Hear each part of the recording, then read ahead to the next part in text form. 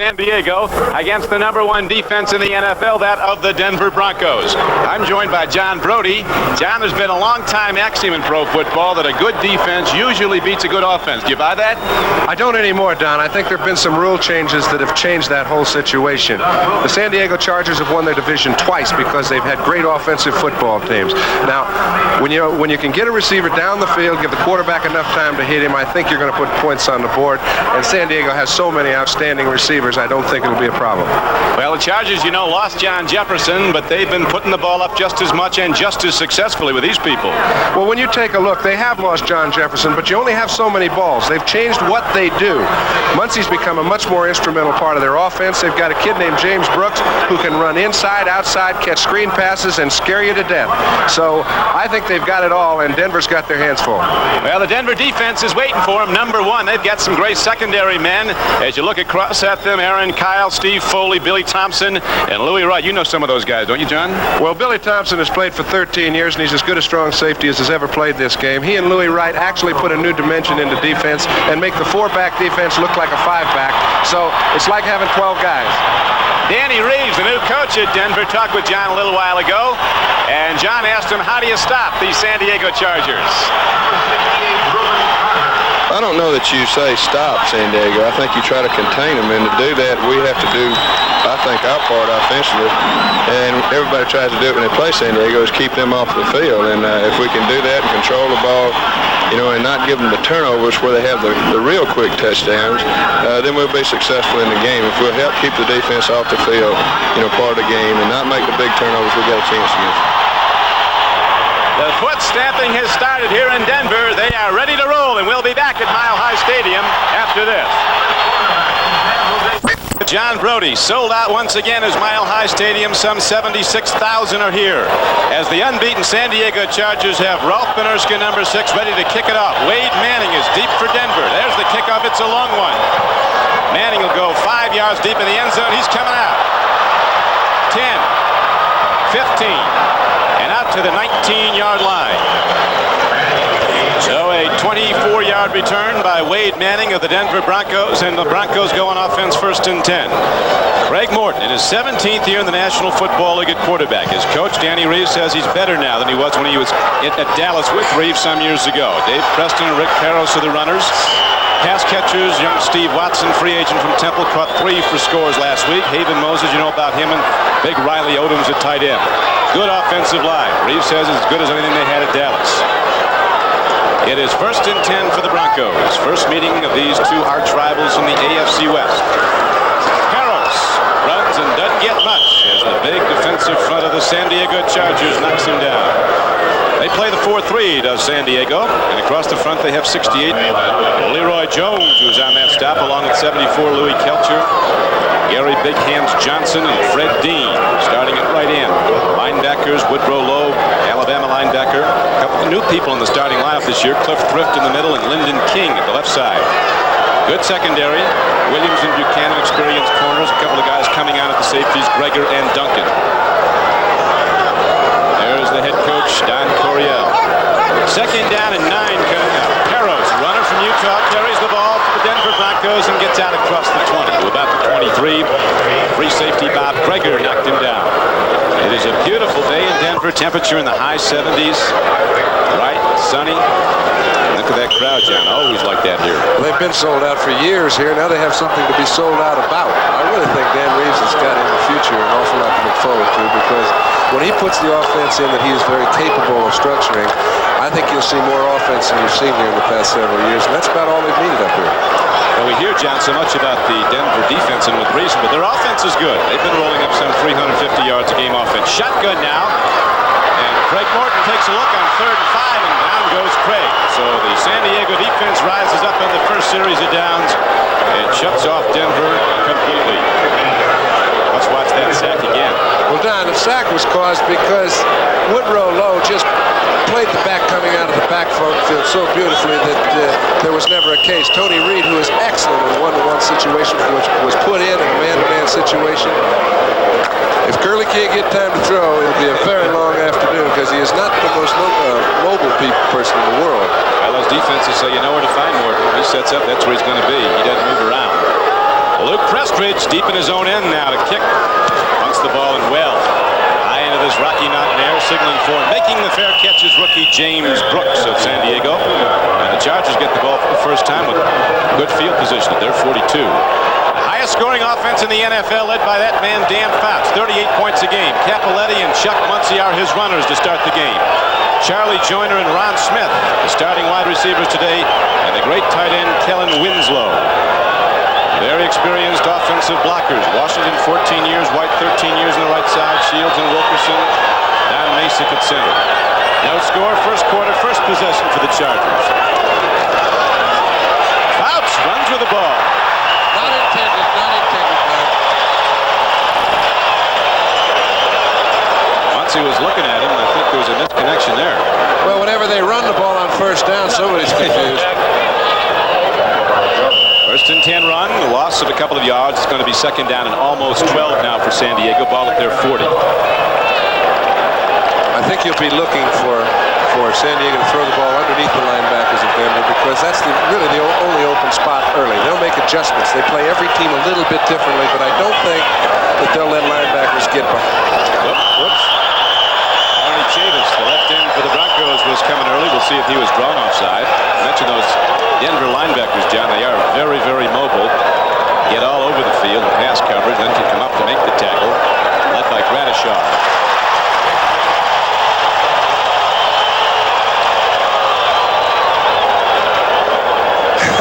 You can understand why he's moving a little bit early, because anytime you have a guy, Russ Washington's playing, you know, he's been an outstanding pass blocker for years, but when it's second and 12, you're not fooling anybody. You know you have to get in your position pretty swiftly. He did that, but you don't get to go that quick. These two teams have been playing football against each other since the very beginning of the old American Football League back in 1960.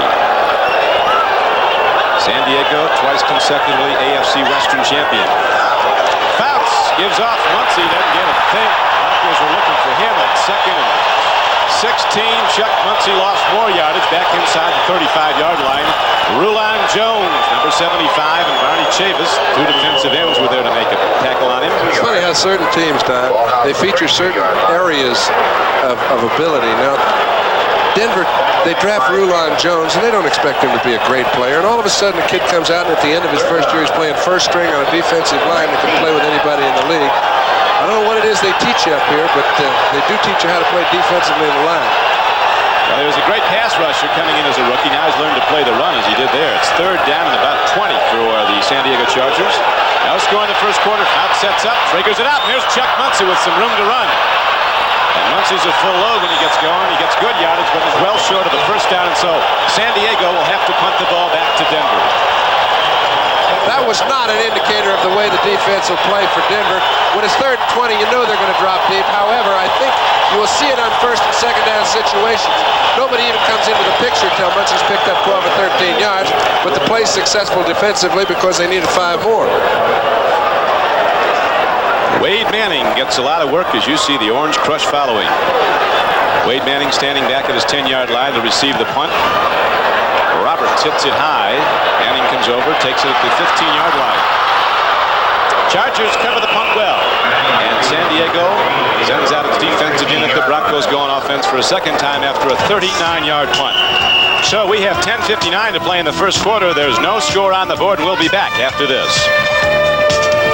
Fourth season as head coach of the Chargers. 8th season as a head coach in the National Football League. You remember the Ford St. Louis. And in his career, he's had 4 playoff teams. Some guys just have a knack for knowing what to do, and he's one of them. He's turned out winners wherever he's been. As a defensive back at Washington State as a college player, never played pro football. Louis Kelcher comes up, makes a hard strike on the ball carrier Dave Preston of Denver. But you take a look at the strength of the San Diego defense, and it's been in their defensive line. Louis Kelcher, number 74, Big Hands Johnson, number 79. You can see offensive linemen have a tough time moving them anywhere because their fort is strength. Now, people have asked, why are people scoring so many points against them? Jack Pardee said, it's because we have 5 new people playing. I think in the very near future, they're going to play a lot better defense. Well, they're starting to right now as again the Chargers stuff the run. There's Big Hands Johnson, number 79, first team All-Pro tackle. Denver's given up Not that much yardage, but their counterparts on San Diego, their defense has. The Chargers giving up almost 400 yards a game, John. And Don, as we see Buffalo and Cincinnati tied going into overtime at 24 all, you take a look at a team like San Diego, and they have been vulnerable the last 3 weeks. That's why Denver has seen film of them. Their tackles have not played great football against the run in the last couple of weeks, so their game plan is structured around it. But it doesn't look like their game plan is going to work. Right now, it's 3rd down and almost 13 for the Broncos. Back inside their 15. Here's Morton out of the shotgun. He throws, and he's got his man downfield for a first down. Catching the ball is Wade Manning coming back to the ball. That is Steve Watson. He's picking it up where he left off, Donnie. Caught 6 passes last year, John. He got 7 last week. Also 3 for touchdowns. His forte is that he can jump very well. Morton has a strong arm. If his line gives him enough time to allow Watson to run a pattern, and in that particular instance he was double covered, he's strong enough to throw against double coverage, and Watson is plenty able enough to handle the ball in a crowd. Here are the scores coming in. The New York Jets looking for their first one of the year, way out in front of Houston now at Shea Stadium. 33-17 in the 4th quarter. A 40-yard field goal by Nick Mickemeyer of Buffalo with a second to play sends that game into overtime at Cincinnati, 24-24. Pittsburgh leading New England 21-14. 4th quarter scored 3 Rivers. The Cleveland Browns evening their record at 2-2 with an upset of the previously unbeaten Atlanta Falcons, 28-17. Another upset, Detroit shutting out the Super Bowl champion Oakland Raiders 16-0 at Pontiac, Michigan. And the Philadelphia Eagles pulling away in the 4th quarter now lead Washington 29-13. That's the one team that has played to form, just as has Miami, until Baltimore comes back after being down 14-0 to tie it up in the 3rd, 21 all. The delay in the action is Dave Studdard. We look at Minnesota Green Bay 27-13 in the 3rd quarter. Dave Studdard, who is a very instrumental part of the offensive line for Denver, is coming out of the ball game, which will necessitate Kelvin Clark going into his place. Here come the Broncos on offense. Haven Moses, Steve Watson wide to either side. Riley Odom's the tight end. It's 1st down and 10.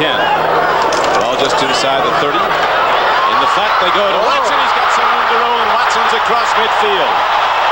Steve Watson, the free agent from Temple. He was a trackman there. Excellent high jumper. Good basketball player. He can go way up to get the ball.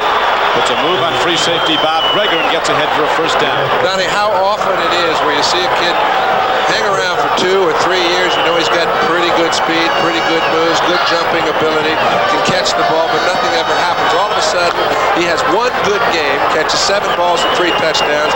In the 1st quarter, now he's caught 2 balls, picked up 2 first downs. This is where careers get started.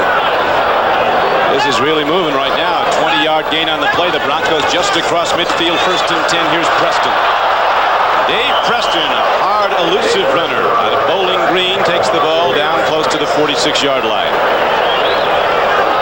He's been a good back for Denver, catches the ball well, blocks well, came in as a free agent originally. Bob Greger, the free safety, 43, was on the stop. Gain on the play of 4 yards. Going to be 2nd down and 6. Ball down to the 46-yard line of San Diego with 8:38 to play in the 1st quarter. Threw 3 first-quarter interceptions in this stadium last week against Baltimore and came back to have one of his great days, ended up throwing for 4 touchdowns. Now Morton is sacked for a 2nd time way back inside his 45. It looks like Kelcher's right in the middle of it. At the end of the play, he was. But it was caused because Big Hands Johnson got around the pile, gave Kelcher enough time to penetrate. He was actually blocked very well. But when you have 4 excellent pass rushers, the quarterback has to get back, know where he's going, and fire that ball before he gets there. Now look at Louis. He's sitting there. It looks like everything's fine. Now, almost any pass play can be thrown in this amount of time. However, Big Hands forced him out of the pocket. He came up and out. Right now, Craig Morton is coming out of the game. He's shaken up a little bit on the last sack. Sacked twice today. Talking with his coach, Dan Reeves. They came together as rookies to Dallas back in '65. Craig Morton is the #1 draft choice. Dan Reeves is a free agent out of South Carolina. And this boy that replaced him can hum that ball. He can put some spiral on it. He throws it about as well as anybody. Steve DeBerg was with the 49ers last year. Lets a long one go. A man is out there. Wade Manning comes back to the ball. He has it at the 21-yard line. Boy, he does come out humming it. A big gainer on DeBerg's first play from scrimmage, and now the Broncos have a 1st down and are challenging. Don, this is what I like about a team like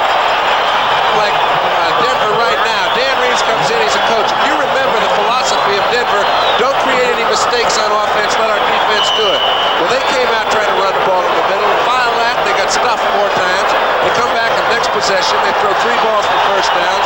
Their quarterback gets hurt. It doesn't change the way they play at all. Now Morton's back in for DeBerg, but DeBerg did his job. All the way down to the 21-yard line. 34-yard gain on the play, and now the Broncos start to mount a challenge in a scoreless game. Harris, a runner who had to sit out all of last year after knee surgery, is the leading rusher, 6th in the AFC for the Broncos, gets it to the 20. Got a yard only, 2nd down and 9. Gary Johnson tackling for San Diego. 6:45 to play in the first quarter. No score on the board, but Denver getting the big gainer. Takes it down now inside the San Diego 20. And we're watching Dan Reeves. He does call all the plays. Now, most of the time, it's not the offensive, it's not the head coach who calls them, but Dan, being an offensive specialist, does call it all. 2nd and 9. Morton goes into the end zone. Nan is open. Riley Odom's touchdown, Denver Broncos. Greg's a little slow getting up. So it's Fred Dean with him. It's getting mean out there. It's going to turn into a street fight. Well, you see, they put everybody on the line of scrimmage. They've got 7 guys back there meeting at the quarterback.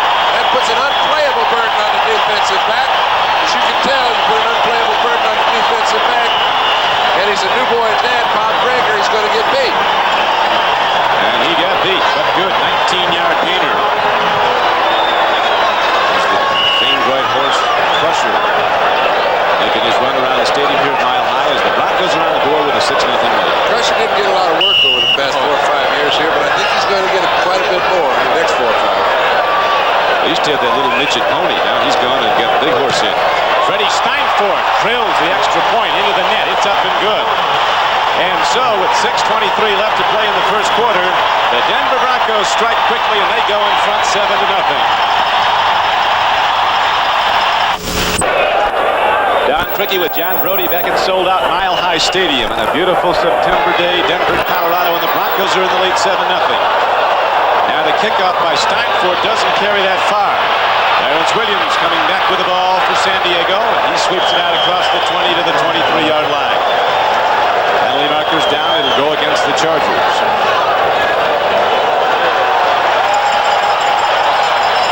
Referee today is Jerry Seaman. His crew, Frank Sinkovitz, Leo Miles, John Leinbach, Paul Bates, Bill Quinby, and Bill O'Brien. I think if I'm Dan Fouts, it's about time to look for Charlie Joyner. He hasn't had the ball much. Illegal block from the rear above the weights, number 52 receiving team. First down. Ray Preston threw an illegal block, so the ball is set back inside the 10-yard line of the Chargers. They've got a problem now. Charlie Joyner, who comes into the game with a 25-yard per catch average out the left flank. They go to the run to Muncie. The big back from Cal at Berkeley takes it straight ahead across the 10 to about the 11-yard line. He's some football player. Well, you talk about the great backs, and I think what differentiates the great ones from the good ones is there was nothing at the line of scrimmage, and he picked up 4 yards. 6'4", 235 pounds, comes in as the AFC's leading rusher, averaging 5.2 a carry. He's been in the end zone 5 times. He can also catch it, if you know, John. About as well as anybody. Coach Coryell, 57 years old, or soon to be next month. Looking out, his team down 7-0. 2nd down and 5, right back to the run. Behind the right side, Ed White, Russ Washington lead the blocking, and Chuck Muncie with that great speed sprints out of the blocks and gets the ball to the 15-yard line. It's going to be 3rd down and about 3. Chavis, the left end, was on the stop. He got enlisted at 218, but he's well over 230, his teammates will tell you. And very fast. 5:07 to play in the first quarter. Perry Smith now comes in to play the right corner for the Denver Broncos. He's played well this year. Handoff on 3rd and short yardage, and Muncie cracks it, gets across the 20, and San Diego has the first down. Here's a penalty marker down. Got a little extra. You grab any part of Chuck you can when he's got a hold of the ball, particularly when he breaks the point of attack. You know, it's funny, over the years you'd heard so much about Chuck Muncie, Don, and that he was rather incorrigible. Nobody could handle him. he's one of those fellas you don't have to handle. And as Fouts said, he said, I've never met a guy that's more agreeable. And Personal foul, unnecessary roughness, number 15 defensive team. First down. easier to get along with and also more contributing. We can see it gets pretty tough in there once they stand to back up. Face mask. They lost John Jefferson, as you know. He's at Green Bay, but Muncie has added a great dimension to the running game. He came last year. He's not with them in training camp last year. Here's Muncie again, catching the ball. Look at him run. Shuffles his feet, changes pace, hitching his step and out to the 45-yard line. A gain on the play of about 9 yards. Barry Smith and Reuben Carter, the middle guard, made the tackle. What they did is they took advantage of Denver's deep drop by their linebackers, and when you do, they're making you throw the ball to Muncie right now. And if Dan gets a little anxious, throws the ball downfield, they're in perfect position to pick it off. But it's hard to fool a Fouts. He's going to take what you give him until he has to create something. Fouts also has a quality you had, John, when you were playing, and that is he's very difficult to sack. They've only gotten him once this season in over 100 pass attempts. Handoff. Muncie runs the ball, 2nd and 1, and he didn't get there. Denver defense knocked him down. Gradishar, the great inside linebacker, 53, was on the tackle. Don, you were talking about Dan Fouts not being sacked very often. I think it comes from experience, preparation, and structure. And Dan gets back there. He knows where he's going with the ball. He doesn't fiddle around. He gets hit a lot just as he throws it. But he very seldom has the ball when they get him. And I think it's why he's become such a proficient quarterback. Watch, his steps are real quick. He stands, he throws, and he fires. Right now he has a short yardage play. Muncie a line behind him. So's Capoletti. Swing pass. It goes out to the rookie tight end from Maryland, Eric Seaver, and he's knocked down by Busick, but the Chargers have a first down. Get the ball out to the 48-yard line. They like Seaver. Well, he's a perfect complement to Winslow. He's just like Bob Klein used to be for him, Pat Curran. He can do the things that you need a tight end to do. He can block in short yardage situations. He can run good patterns, and he's got pretty good hands. Seavers came in the 4th round. Carried 3 tight ends. Another rookie from Notre Dame, Pete Holohan, is also there. Well, the big guy is Kellen Winslow, who caught 89 balls last year. He's aligned to the left. Here we go now to the run again. Chuck Muncie sees nothing inside, breaks it to the outside. And on a first down run, Chuck Muncie takes it across midfield and down to the 47-yard line at Denver. Free safety Bill Thompson tackled him. Thompson's had some great years. Came in as a 3rd-round draft choice 13 years ago from Maryland Eastern Shore. Longest reign as a Bronco ever. Boy, what amazes me, Don, is how he keeps his speed and quickness back there, having played for so long. He can cover you step for step with the real top tight ends in this league, and that's a tough thing to do now. It is 2nd down and 6 for San Diego. Denver leads the game 7-0. Whoops, Fox is looking for a snap. Don Masick, his center, had a different snap count. Ball never came in with 2:07 left to play in the first quarter. The penalty marker goes down. That's the 3rd against San Diego early in this game. Gradishar wants to change hats. He came over and got a new helmet. Number 14 offense. Stan himself.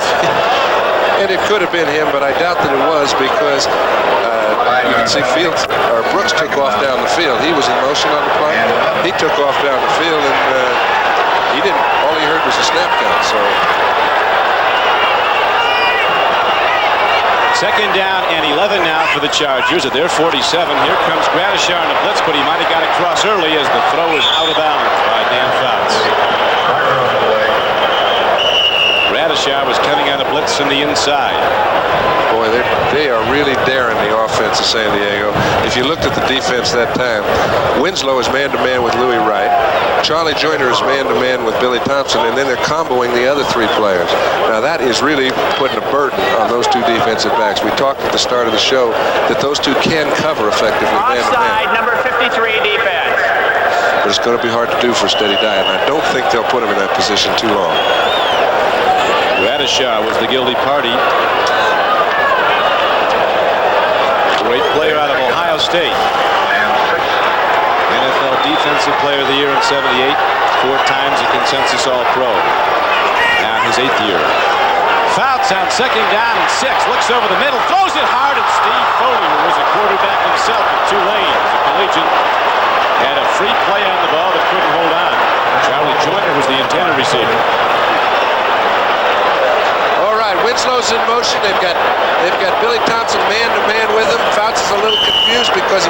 right in there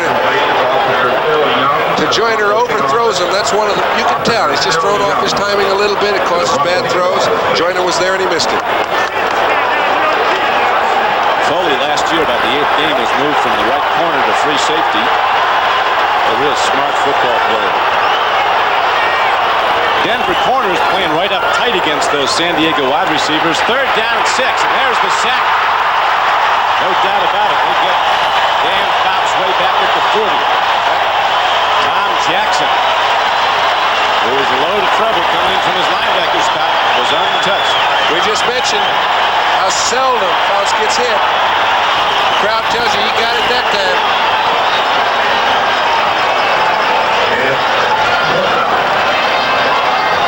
So the Broncos will get the ball back. Dan Reeves says these are critical weeks, this Sunday and next, for the Denver Broncos, because they've got 2 of their tough divisional opponents. They'll be in Oakland next Sunday, a game you'll see on many of these NBC stations. Raiders will be angry. They were shut out today at Detroit. Here's a punt downfield by Roberts of the Chargers. It's a good one. Wade Manning watches it, and it hops into the end zone. Manning's going to bring it out. Man. That's the way you get beat, Don. You get a little lead, you've got a team down. Try to make a great play when all you have to do is leave things go. 58-yard punt by Roberts was the key. And now Denver has the ball, but they're in a hole. Staying for Colorado, Don Criqui with John Brody. Denver came out with a lot of explosion, hit the big pass plays, and took it in. They lead 7-0. And this is a critical drive for them, Don, because if they can get out of this hole, they won't give San Diego field position. Last time they didn't have excellent field position, ran it in for a touchdown, so who knows? Wade Manning brought it back to the 5-yard line, returning a punt from his end zone. Morton, quick timing, patted out the front, goes to Watson. He's gone.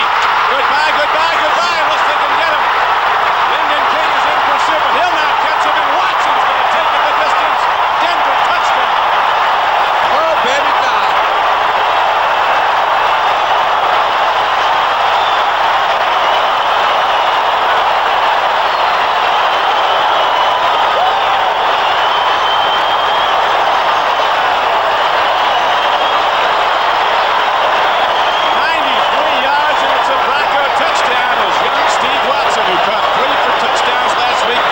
Another. Look at this play. Well, what makes it so great is he got stuck. It's very hard for a receiver to keep his attention on the ball when he knows he's in a direct collision course. Not only did he keep his attention on the ball and catch it, but his balance was so beautiful. He got hit from the back, got knocked straight up again, and he was off. No stumbling, no nothing. I think he's making a few believers up here in the Mile High Stadium. Well, he is. Came as a free agent in '79 out of Temple in Philadelphia. Home folks are watching them there today in Philly. And so, Steinforth's extra point is up and good. It's a 14-0 game, Denver.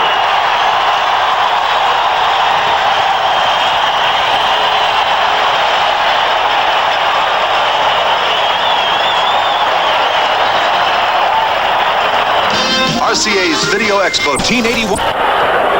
Well, we've had some explosions here in Denver. Broncos are the team exploding. A 93-yard touchdown pass play.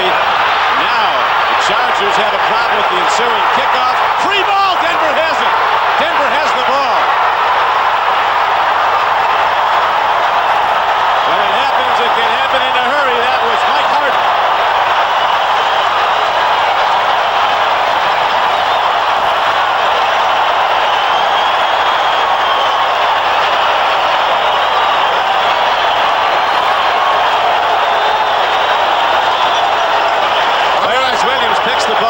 John, and nothing's there.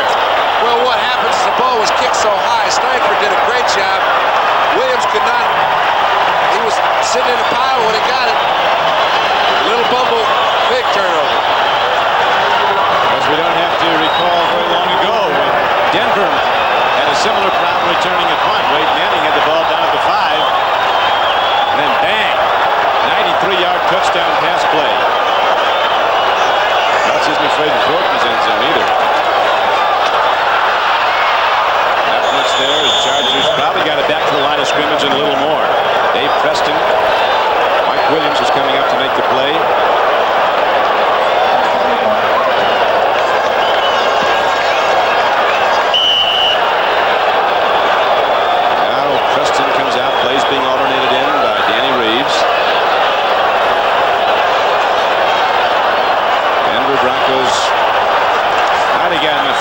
so as they get a little bit closer to the end zone, leading the game 14-0, looking to try to break it open early. Morgan, quarterback, looks, free man in the end zone, touchdown Denver Broncos. Jim Wright, the third-string tight end, Jim Wright, releases from the line of scrimmage and is all alone, and the Broncos open up a 20-0 lead. Hey, it would feel pretty safe if you were playing anybody else but San Diego. San Diego has not been able to do anything offensively because Denver's had the ball. Credit Morton. Now he comes out of this fake and he's throwing quick. Looks up, sees the tight end, gets him before he runs out of room, touchdown.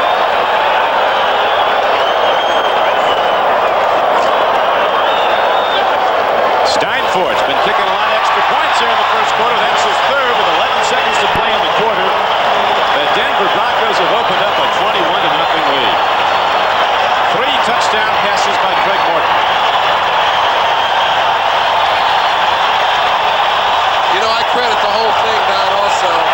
We look at the stands. They're absolutely elated, but also surprised. And I credit Dan Reeves for coming out against San Diego, knowing they have to put some points on the board, throwing from his own 7-yard line. Remember, it's a head coach calling the plays. Throwing a ball that's really tough to complete. It's an inside pattern, thought to be very dangerous. He hits Watson and turns the whole game around. 14 points later, they're saying, can it be true? It surely can be. Craig Morton last week threw 3 interceptions in the first quarter. Responded to throw 4 touchdown passes today. Puts up 5, hits 5, 150 yards, and 3 scores. He's thrown 7 touchdowns in the last 3 quarters. That's right. So now San Diego tries to get its stuff together. James Brooks, that spectacular rookie from Auburn, is back. He's going to field the ball at his 3. A wave of blockers forms, and Brooks sprints up the middle and takes it all the way out to the 25. And Air Coryell's got to get on track right now. San Diego's going to get back in this game.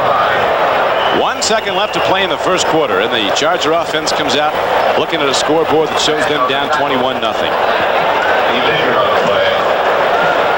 Coryell's not sure what hit his Air Force here. Big plays have been the key as a man is down for the Denver Broncos. Wade Manning.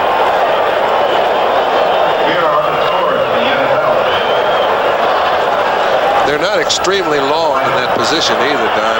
Wade Manning is a backup wide receiver behind Watson and Moses.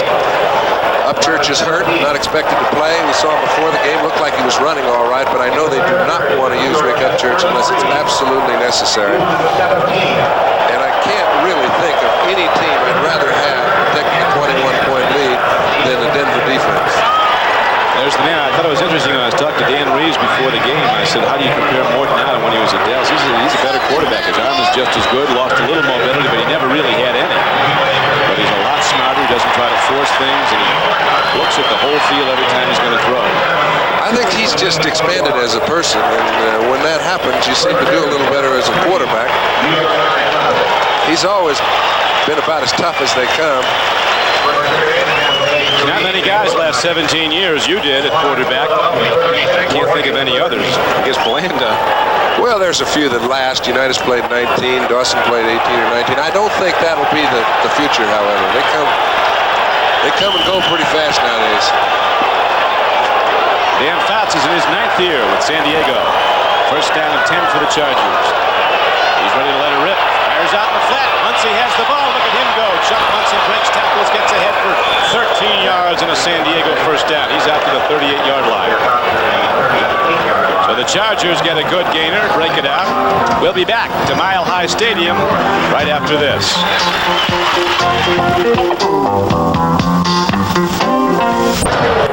We're ready now to start the second quarter at Mile High Stadium. It has been an explosive first quarter for the Denver Broncos as they lead this game 21-0 on 3. Craig Morton touchdown passes, one of them covering 93 yards to young Steve Watson.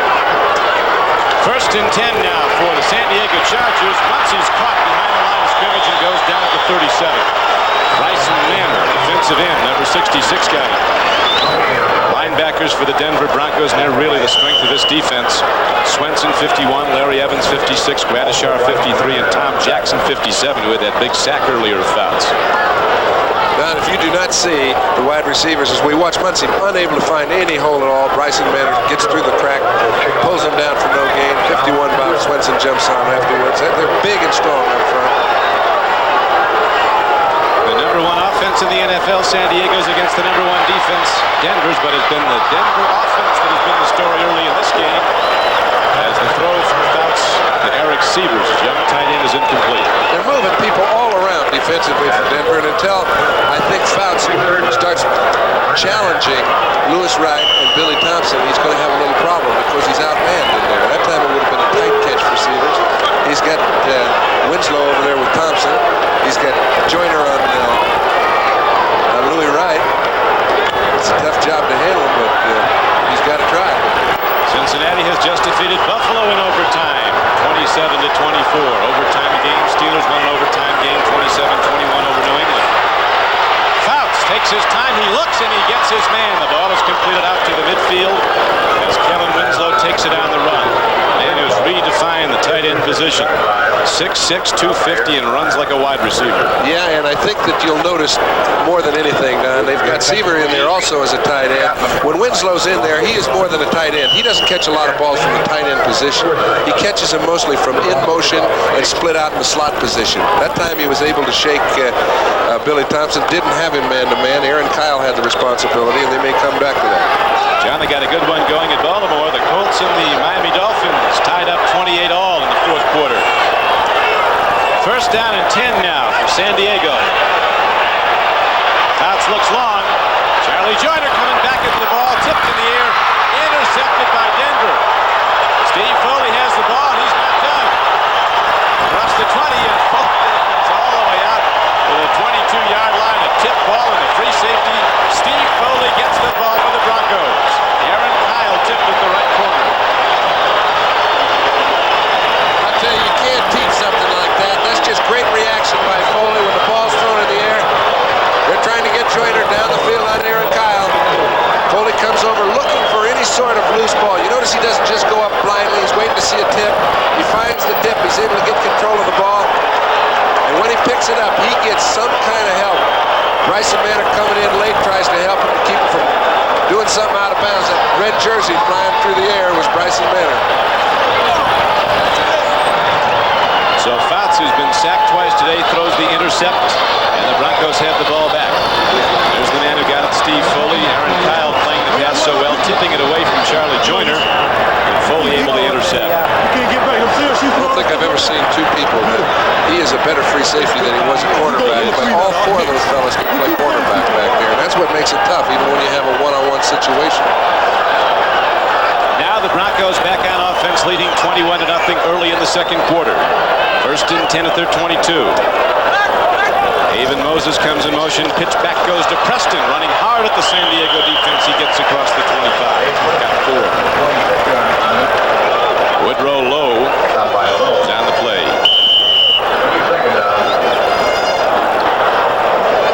What a great day it is in Denver. Temperature in the mid to upper 70s. Cloudless skies. Playing a natural grass field. Watson comes wide left. 2nd and 6 play coming up for the Broncos.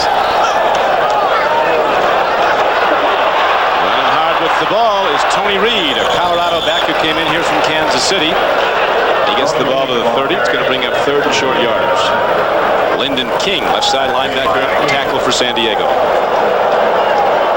think if Denver has a short yardage pass, they'll use it right now. They do not want to let the momentum that they've developed in the past 10 minutes get away from them.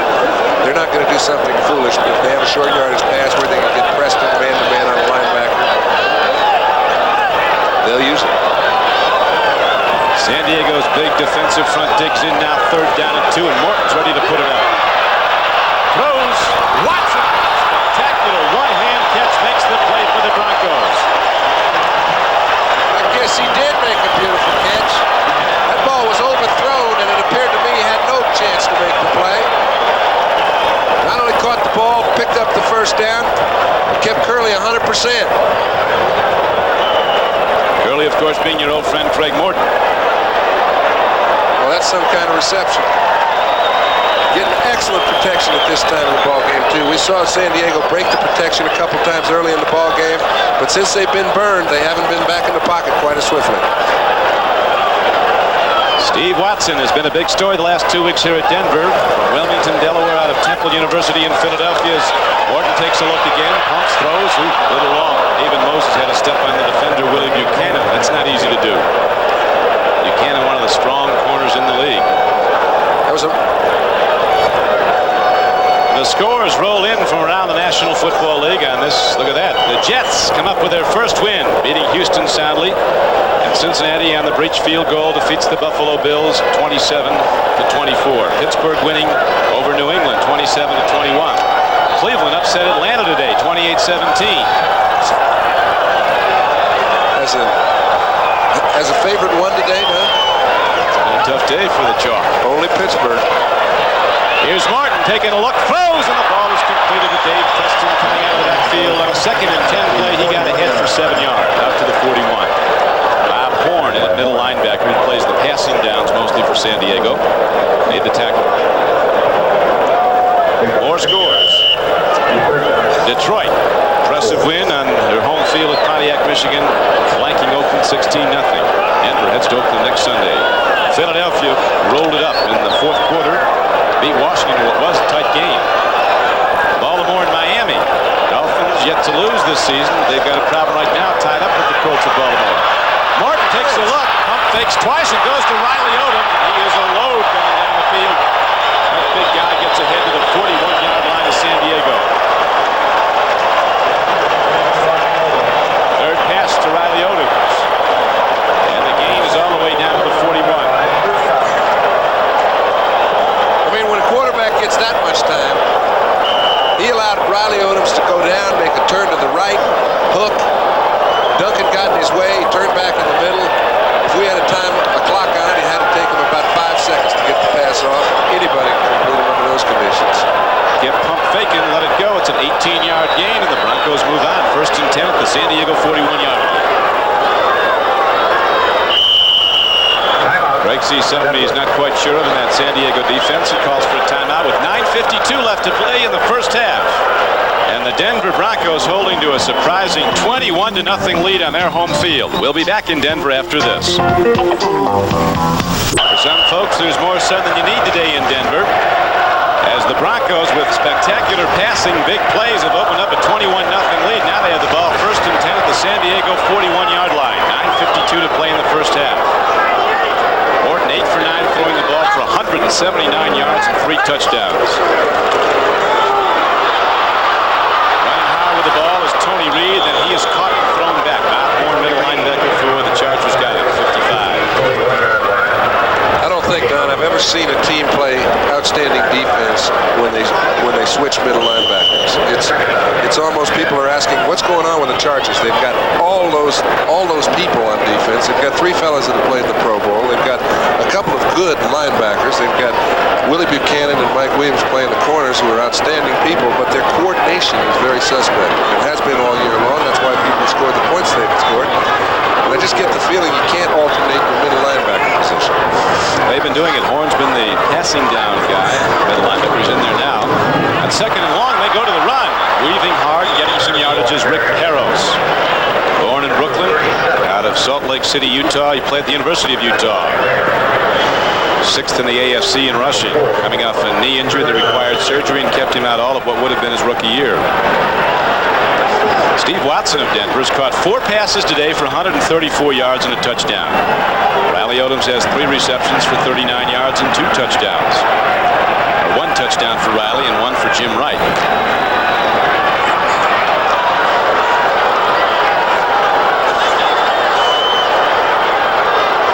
It's 3rd down and about 5 as the Broncos shift into the shotgun. Morton with that gun arm fires, and Preston has the ball. Denver Broncos ripping open the San Diego defense. What a well-conceived play.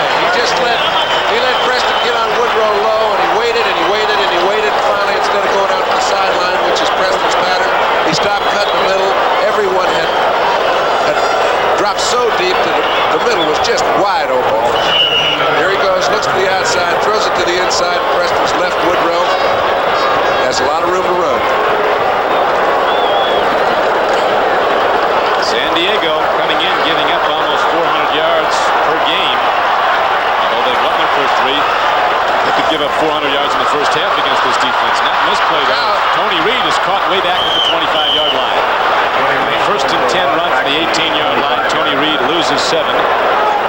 Telcher, a comeback story. Knee surgery in '79, kept him out all year. Then Big Lewis from Beaumont, Texas, and SMU came back last year to make the Pro Bowl. All right, we're looking at this drive, which, you know, it starts on the 18-yard line, and it's 21-0, so people are saying, ho-hum, no big deal. But when you look at the end of the ball game, and you're playing against a team like San Diego, this might be the straw that could break their back or put them back in the ball game. So this is an important drive. 2nd and 17. Morton elects to go to the run. The ball comes inside the 25-yard line as Preston runs it down to about the 22. Game clock running in the second quarter. 6:50 to play. And the Broncos, if you joined us late, scoring very quickly, put up 3 touchdowns in the first quarter. One on a 19-yard pass to Riley Odoms. One on a 93-yard pass play. It was mostly run by young Steve Watson. And then Morton from in close hit his 3rd-string tight end, Steve Wright, for the 3rd touchdown. Look at those numbers for Greg Morton. Shotgun, 3rd and 14. Man is wide open. Watson again. Complete breakdown of the San Diego pass coverage. Buchanan and Greg are looking at each other like, where were you? And Steve Watson is in the end zone for a 2nd time today. For a 5th time in the last 2 games. It's unbelievable. Don, we talked about coordination. That's what's missing. I mean, Buchanan is an outstanding quarterback. They're playing a double zone defense down near the goal line. He's thinking Gregor's going to be back in position. When the ball's caught, Gregor was nowhere around. Touchdown. How sweet it is, and isn't it easy when everything goes right? Easy money today for the Denver Broncos as Steinforth's extra point is up and good. 6:19 to play. First half. And it's a, believe it or not, a 28-0 game. Denver over the favorite and previously unbeaten San Diego Chargers. The Chargers have the power to come back. We'll see if they can.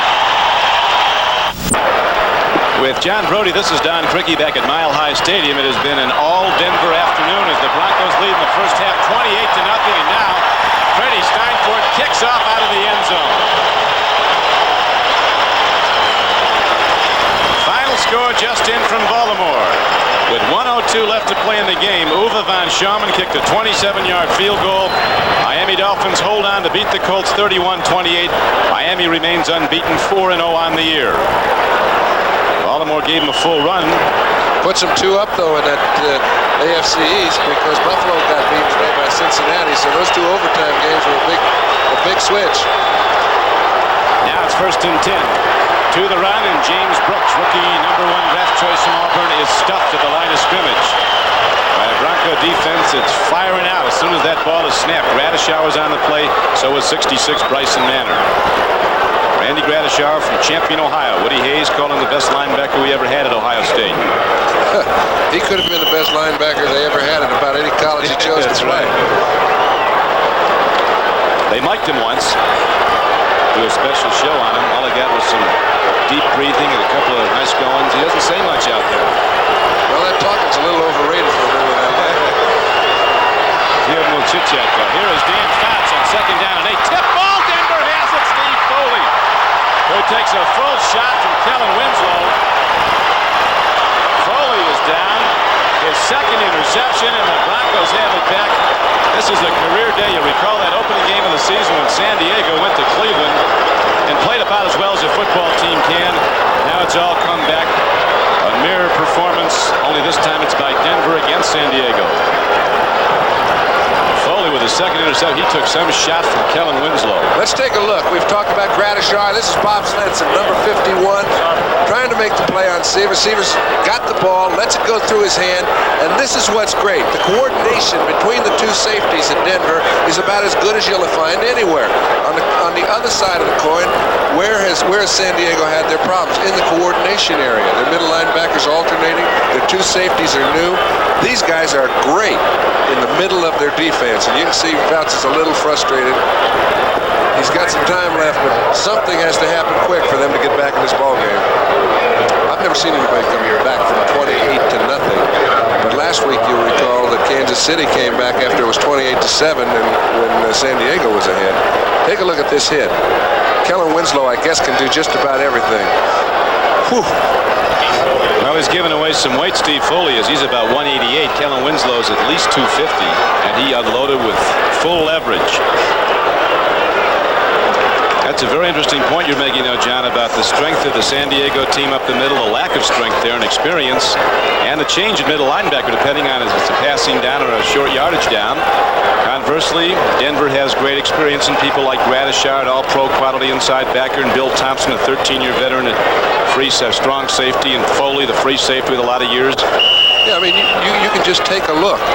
Foley's the kind of guy that has been around picking up stray balls for 7 years, and he's exactly what Denver needs. We'll be back in a moment. Now we pause briefly for station identification. This is the NBC television network. This is KOA TV, Channel 4 in Denver. 5:27 left to play in the first half. You see the opposing coaches. Dan Reeves on the left, 37 years old, youngest coach at this time in the National Football League.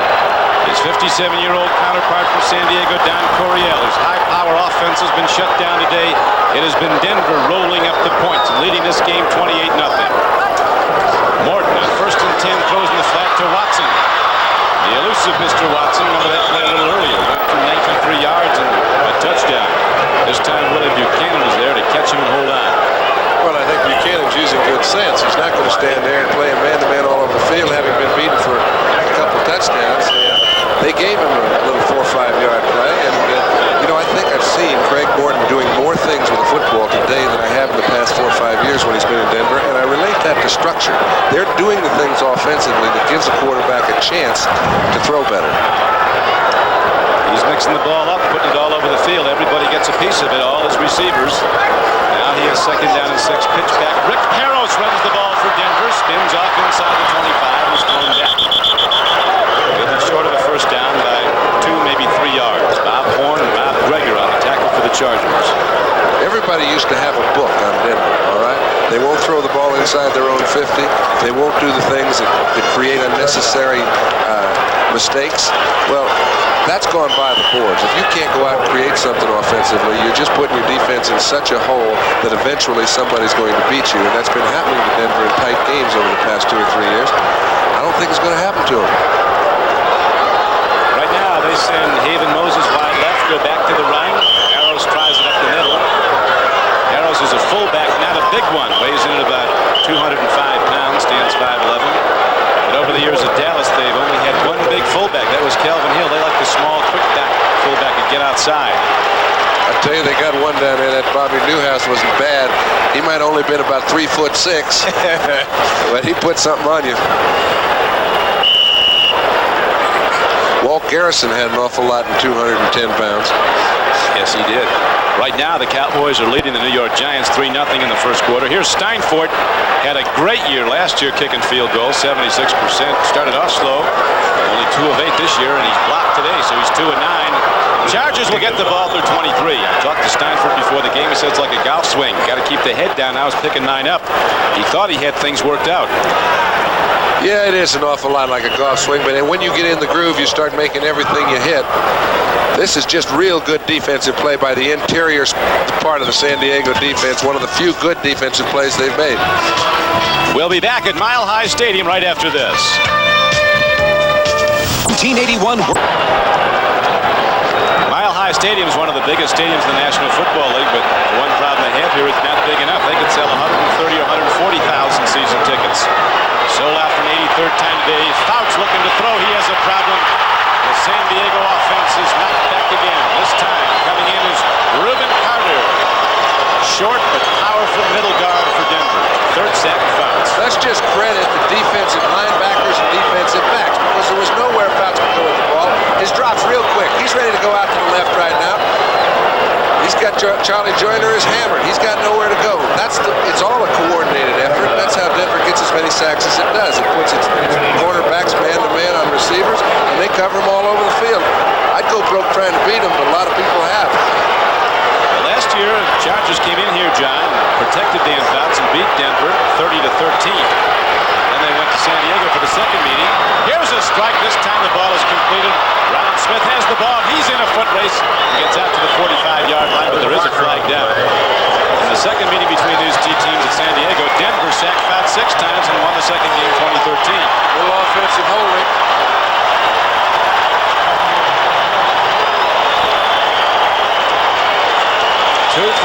to go in the first half, and the Broncos continue to keep the heat on San Diego, leading the game 28-0. When it's going good, we see Dan, he's again trying to pick on Louis Wright.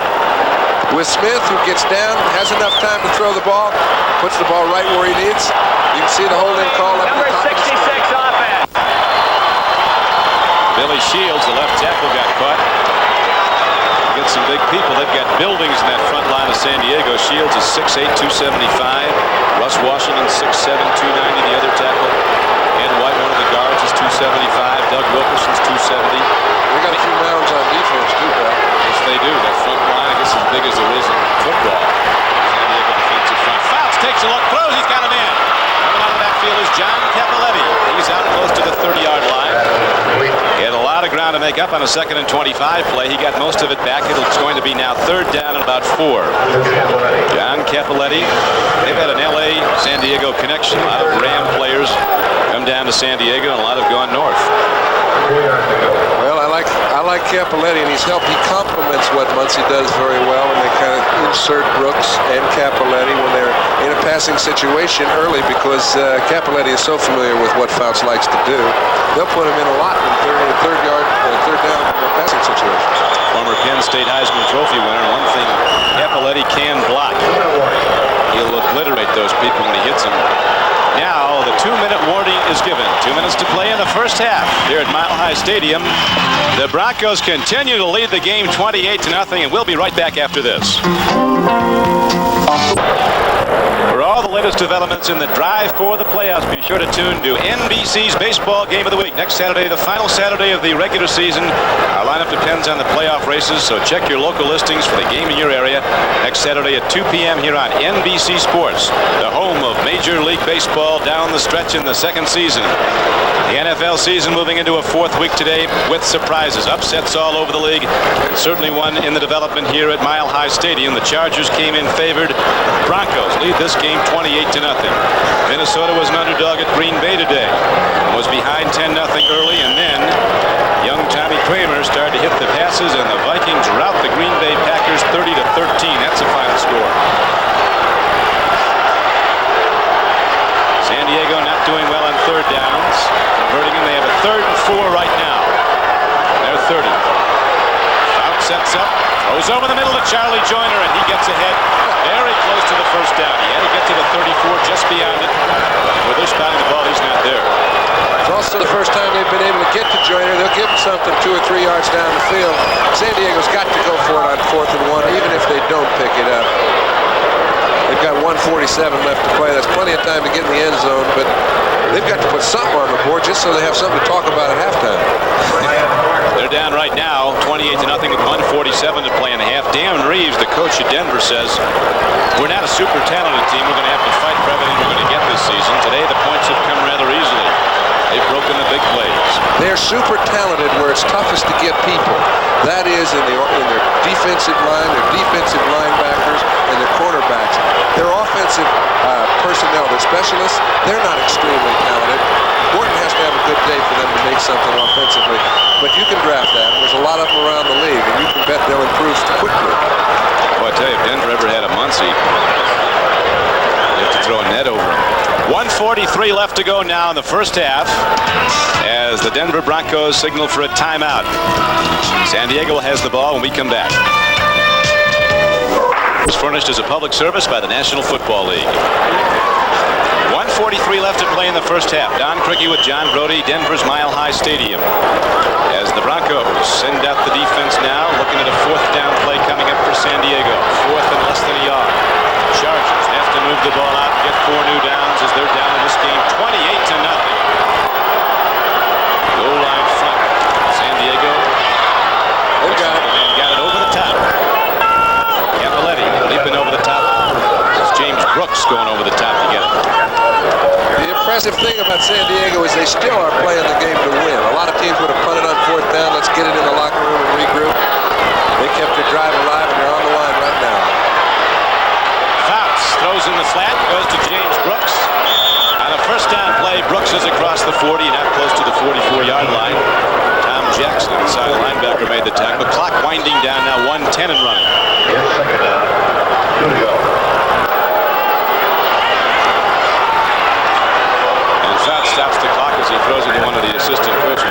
remember, that is not a penalty. You can throw the ball away to stop the clock, just not to keep from losing yardage. They can regroup now. They've got a couple timeouts left. In fact, they've got all 3 left. They've got a minute and 1 second to get it down the field, 56 yards. 3rd down and 2. They may just run the ball here because on 4th and 2 it gets rather tough to pick it up. Rulon Jones comes out. Bryson Manor goes in to rush the passer at the right end. 4 down linemen. Latimer's also in. Handoff on 3rd and 2 goes to James Brooks, and he breaks it. James Brooks is down to the 46-yard line of Denver. The game clock is now inside 54 seconds. This is the first drive, Don. It's looked like the offensive line has beaten Denver's defense at the line of scrimmage. You saw that play break. It broke it. Brooks had some running room before he got to the line. 54 seconds to play. They've got a lot of time to put some points on the board. Don Coryell talking it over with Dan Fouts. Coming up at halftime, Brian Campbell and NFL 81. An update on all the scores and the stories of this 4th weekend to play. It has been a day of upsets.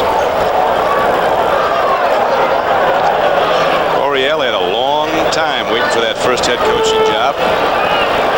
Started out at a high school in Honolulu, Hawaii. Later coached in Whittier College in California. Coached at the University of British Columbia.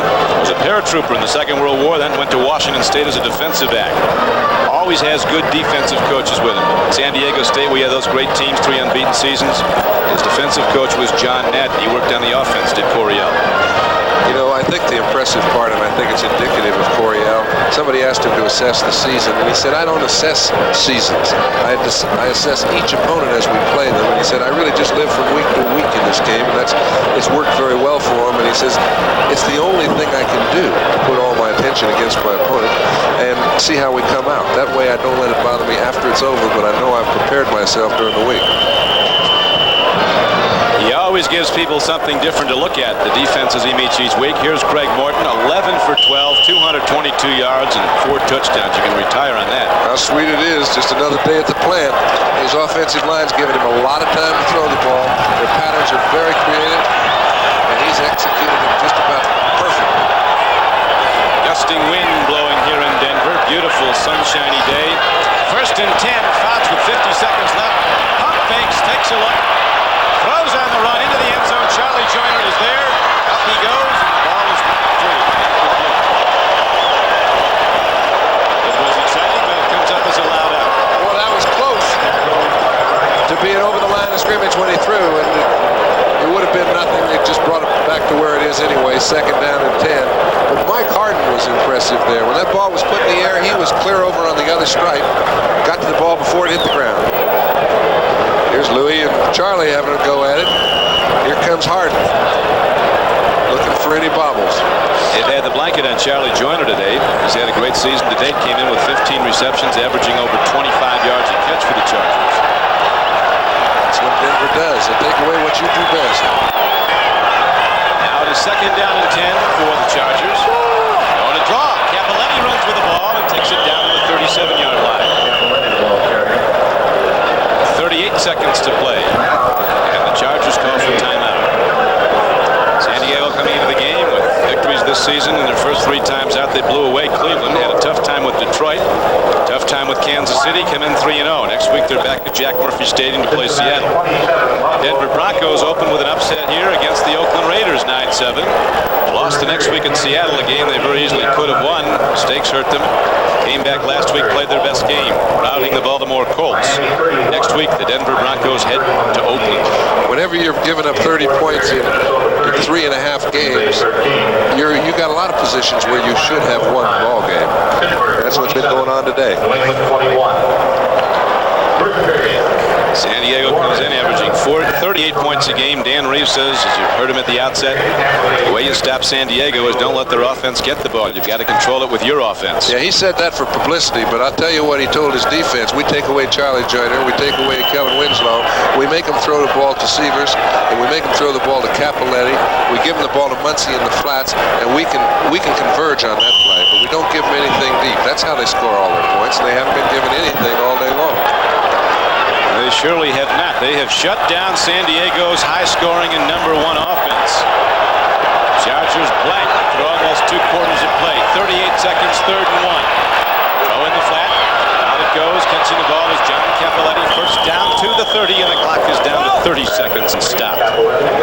last time out, Donnie, but they've still got plenty of time to put 4 balls in the end zone. I'll be interested to see if they do get it down another 7 or 8 yards before the half, if they try to kick the field goal. I rather doubt that they will. They know they've got to get touchdowns on the board to have any chance of catching a 28-0 deficit. Bounce back. He will not duck his head and consider this game over until the final bell is rung.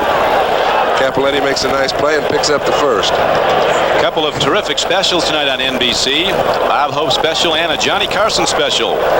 That's tonight as Dan Fouts goes over with the ball at the San Diego or the Denver 30. 1st and 10. Steve Watson. First he had to win his way onto the lineup, into the roster as a free agent. Then he made the starting team. Keeps going like he is. He's going to be in the Pro Bowl.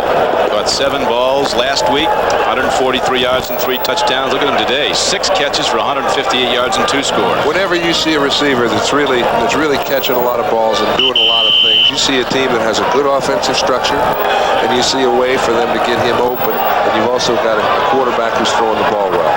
And I think Greg Morton and Dan Reeves' structure right now have allowed Steve Watson to get the ball thrown to him, and he's made the most of it. Had this spectacular day. Now 30 seconds left. Chargers will be a firing. 1st and 10 at the 30.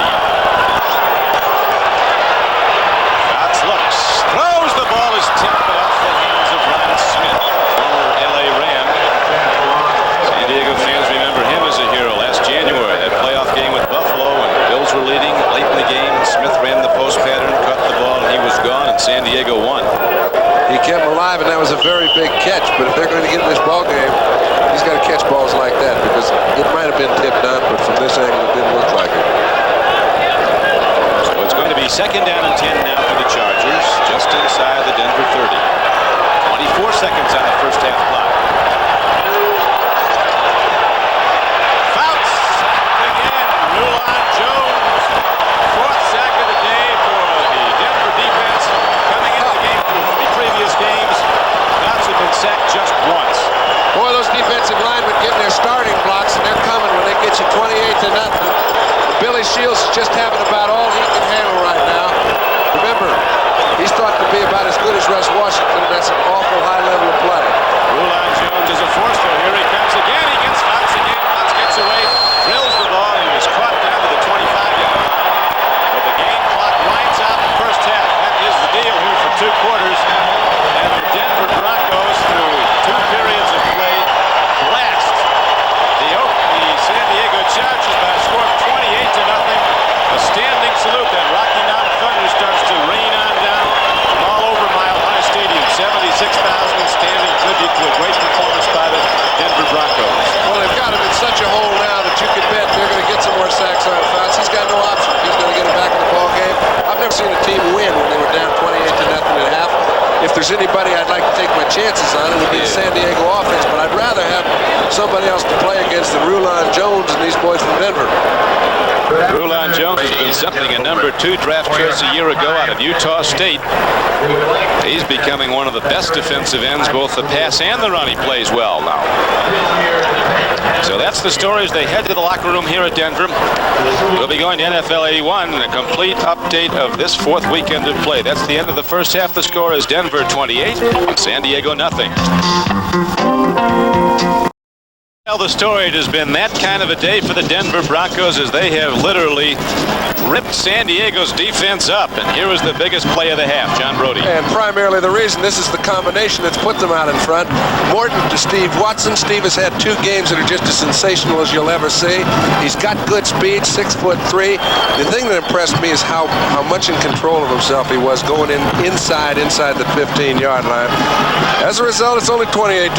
They're having nothing but fun. That one went for 93 yards. NFL 81 halftime activities will continue in a moment after these messages from your local station.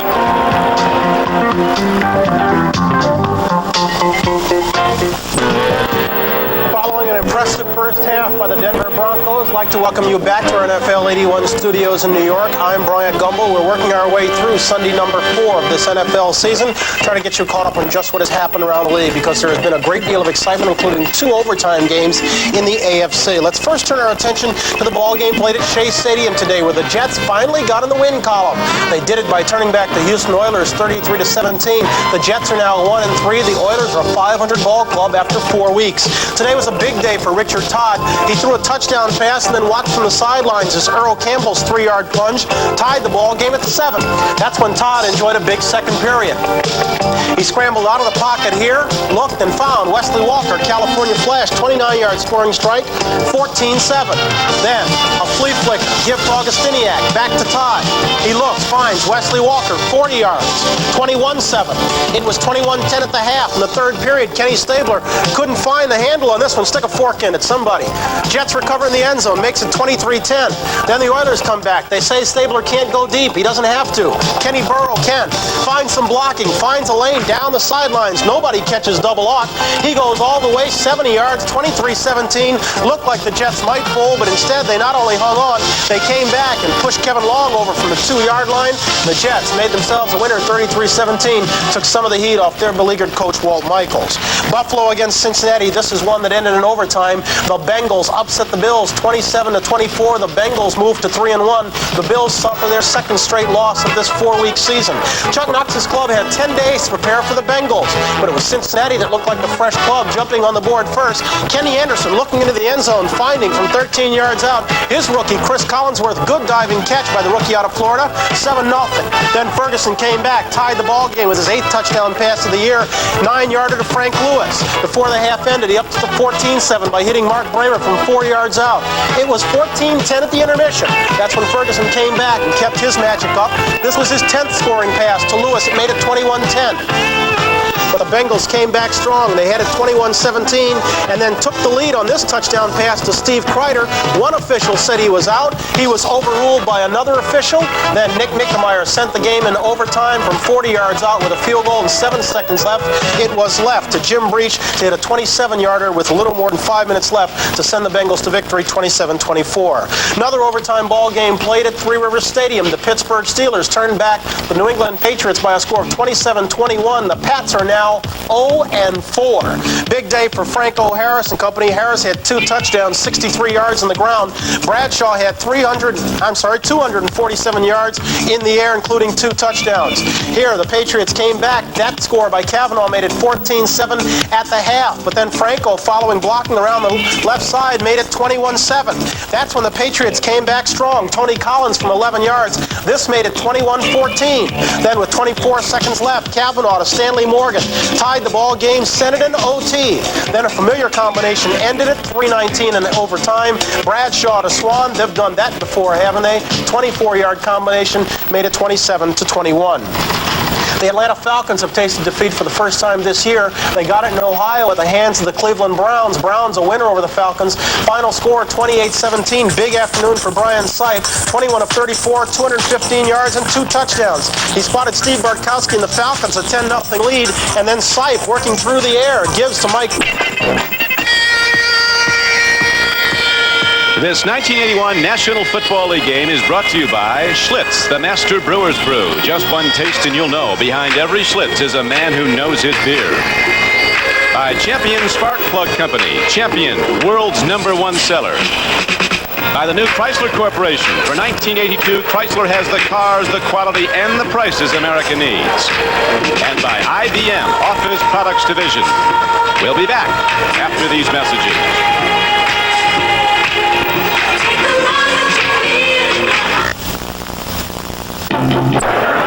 Dan Fouts has his work cut out for him. As you see the halftime numbers, Denver leading San Diego 28-0. This is Don Criqui with John Brody back at Mile High Stadium. Quarterbacks wait for that perfect day, John. Might have taken Craig Morton 17 years, but I think he found it.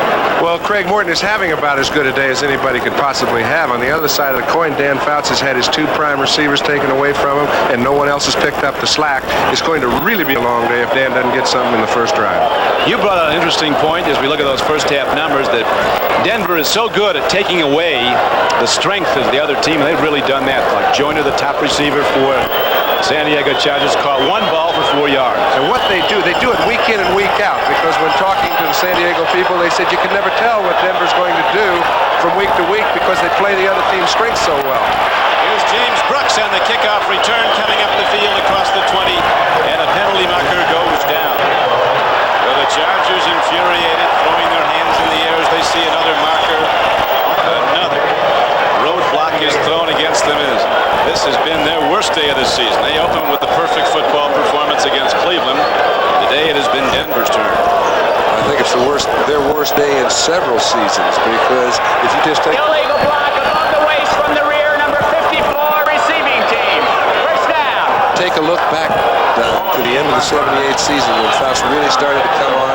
Since that time, he's thrown for more yards than anybody in the history of the game ever threw. And this is the worst day he's had. And he starts out in the hole with the penalty, back inside his 10. Swing pass out to James Brooks. Great play by a great player. Randy Gradishar catches the little sprint back from Auburn. Oh. Boy, you don't know how hard it is for a middle linebacker to be one-on-one with a man in a halfback position. He throws a little dump pass. That is totally Randy and Brooks. And very few times will you find a linebacker come out first in a battle of that type. But he just keeps doing it. This is the 43rd meeting between the Chargers and the Broncos, dating back to that American Football League's first season, 1960. Give goes to Brooks, ran into one of his own guys, and he is slapped down hard at the 7-yard line. Lost yardage on the previous play, might have gotten back the 2 he lost. On the 2nd and 10 play, Brooks gets ahead for only a yard. It's going to be 3rd down and 11 for San Diego. Yeah, we do run into our own people down when we expect somebody to make some movement, and there is none. That time, Reuben Carter just stood up the whole front of the line. Chuck Muncie might have fractured a finger in the first half. X-rays taken at halftime.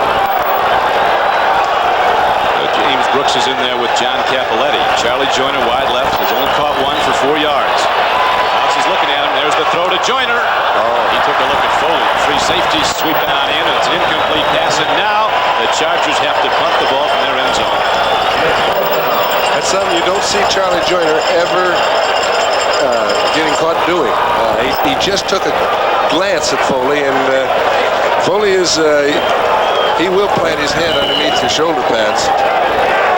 He's about due to plant now because he got planted a little earlier, remember, by Kellen Winslow. Foley had a great first half, intercepted the ball twice. George Roberts, a former Miami Dolphin, in the end zone, ready to punt the ball for San Diego. Low snap. Shake. Yep. Out of bounds, and the Broncos are going to come up with the ball inside the San Diego 30, right at it.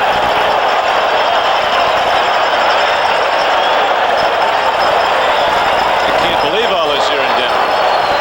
Well, they better get started because they're going to see a lot more of it. It was only 21 yards.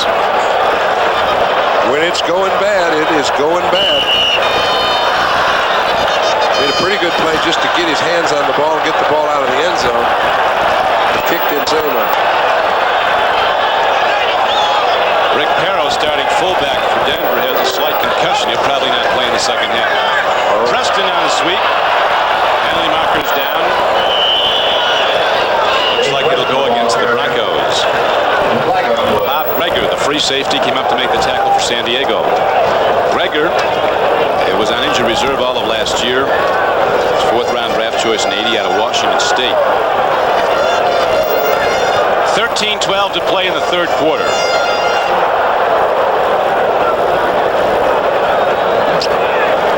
Starting middle linebacker for San Diego, Cliff Thrift, injured an arm, bicep injury. He'll not play the rest of his second half. Chuck Muncie, the X-ray show, does indeed have a finger fracture. He'll not play in the second half. Illegal block above the waist from the rear, number 25, receiving team. It might be interesting to note that the way Thrift got his job was because Don Horn injured himself before the season started in training, trying to carry his car around the block. Yeah, that was some Bob Horn trying to strengthen his legs, was pulling his car with some kind of a harness. He moved the car, but one of the legs went. Now the penalty. It's 1st and 20 for Denver. 38-yard line of San Diego. Even Moses in motion. Here's going to be apparently intentional grounding. It might be roughness. Lyndon King took a full shot at Craig Morton. Morton hit one of his offensive tackles. Claudia Minor right in the back with the ball. He's not eligible. Yeah, Craig's limping around back there. He hit pretty hard when he did hit. Looked to me like they could have called 2 penalties for grounding and for intentional roughness.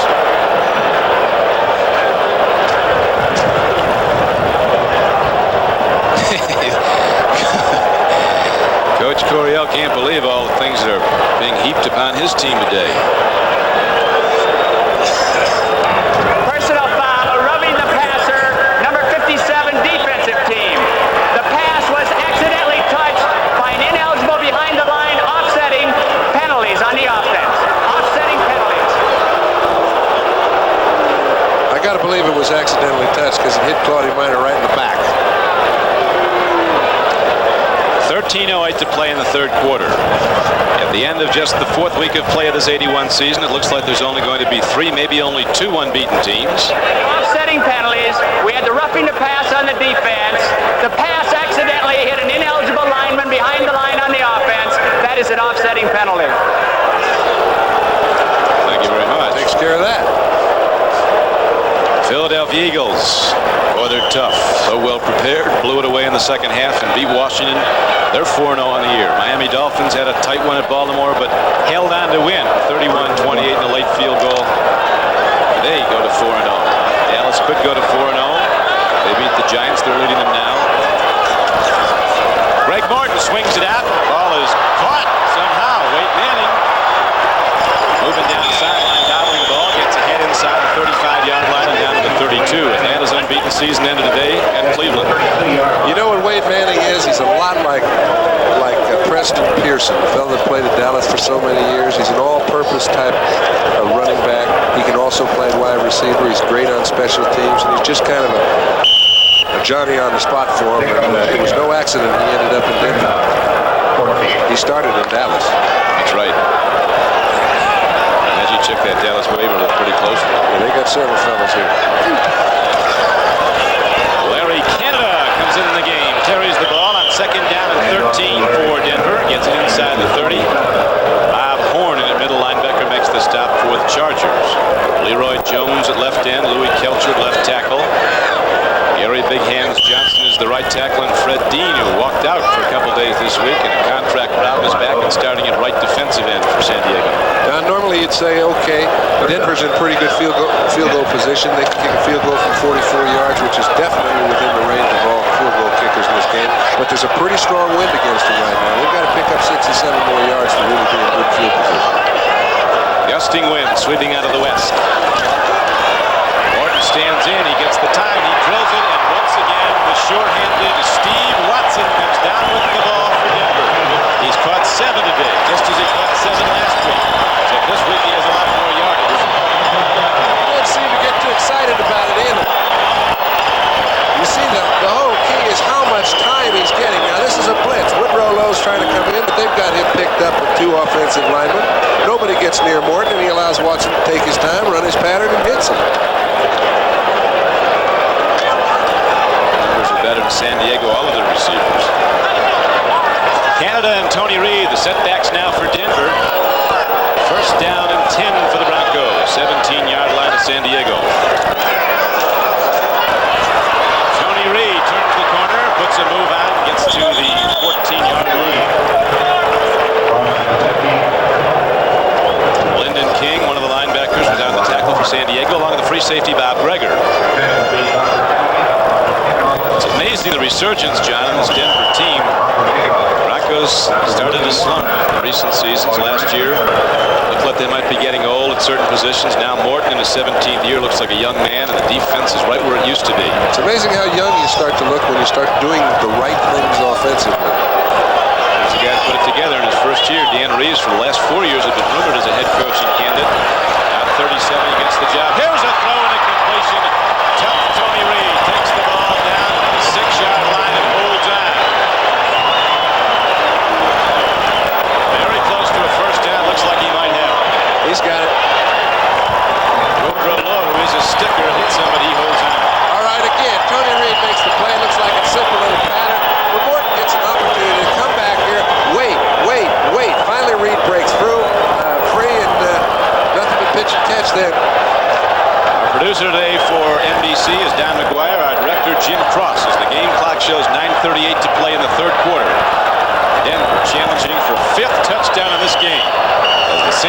Chargers, coming in unbeaten, scoring 38 points a game on the average, have been blank so far. And Craig Morton is having perhaps his greatest numbers day. 14 of 15 throws. 4 touchdown passes. We'll be back right after this.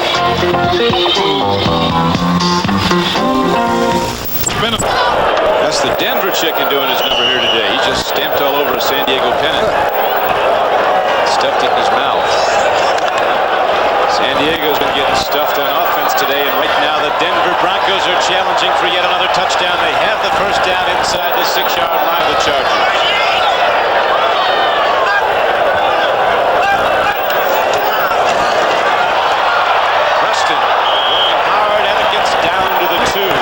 Second and goal from there.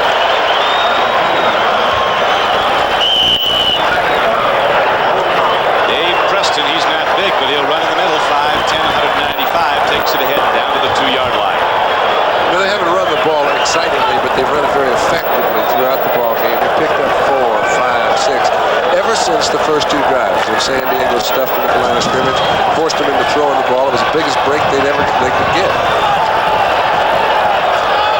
3 tight ends in the game. Preston gets the ball again, dips inside, and he goes into the end zone. Touchdown, Denver.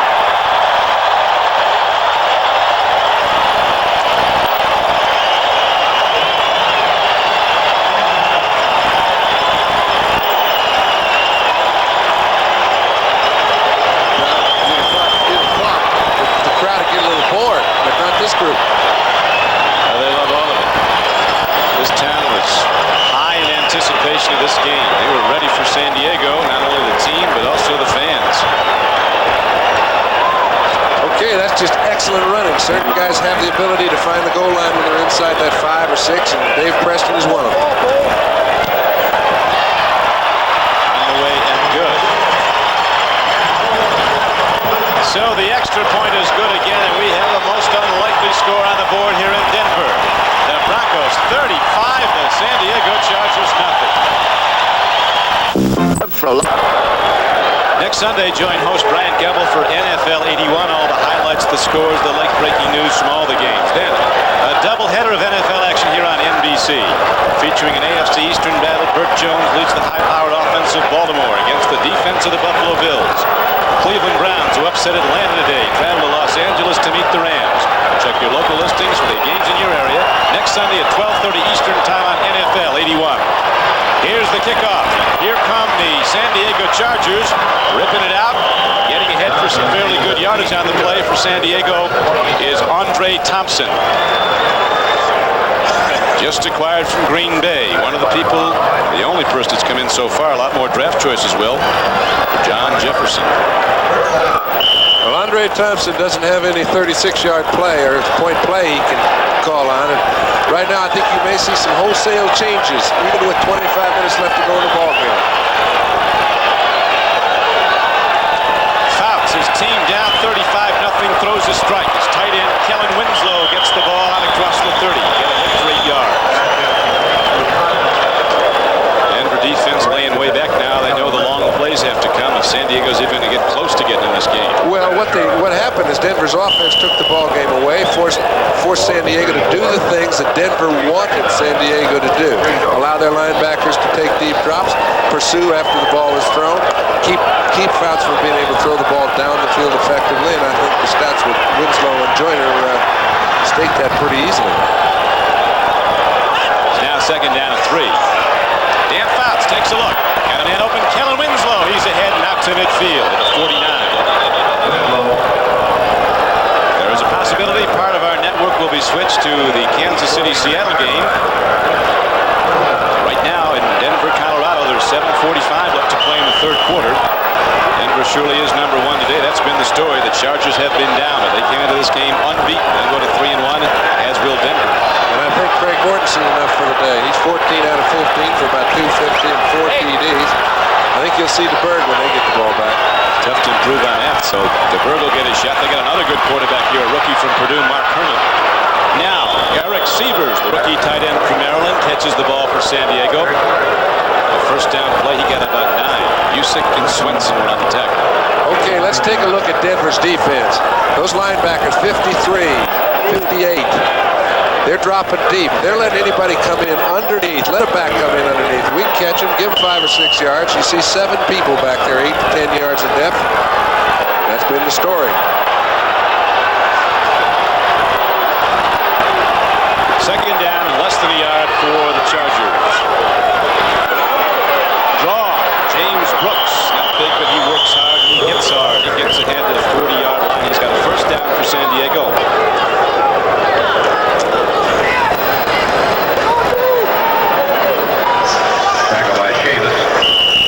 Mile altitude. Need the I guess the oxygen here a little more in most places, John. Yes, sir. That's Lyndon King, and he has been worked on just as all the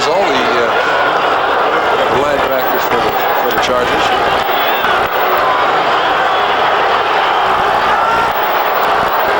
Ron Smith goes wide right. Charlie Joyner's out to the left. Here comes Smith in motion. Fouts takes a look. Lofts a long ball. Ron Smith is going for it. What a catch! Touchdown, San Diego. What a great play. Chargers can hit you fast, and they just do. It looked like it was overthrown, and Smith somehow got the ball. It goes into the end zone. And he pulled a hamstring as he did score the touchdown. He extended himself about as far as it could be done. Yeah, he did pull a hamstring. Yeah, he came up with 6 points, but just take a look at how well the ball had to be thrown. This is Bill Thompson coming all the way across the field with Smith now one-on-one all the way down the field. This isn't what you call beating a defender. This is what you call great execution. Then gets back, sets up, puts the ball up in the air early. That's his fort. Doesn't throw it more than 40 yards in length. Throws it right where it has to be thrown.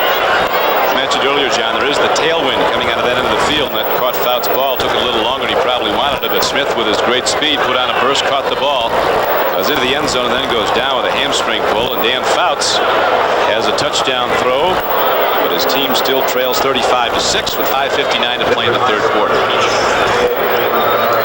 So the Chargers, highest scoring team in the league, are on the board right now. Now let's go to New York to NFL 81 and Bryant Gumbel. Bryant? Thank you, Byron Day. We're back here in Denver, Colorado with 5:59 to play in the third quarter. San Diego just struck on the long throw and got the touchdown, their first of the day. Ron Smith walking off after he pulled a hamstring muscle going into the end zone. What a catch he made. I say it was a hamstring, and it certainly appeared to be. He grabbed the back of his leg, and it seems to be something he pulled. But you can see how he has extended himself to about just as far as he could. One of the few great plays the Chargers have put forth today.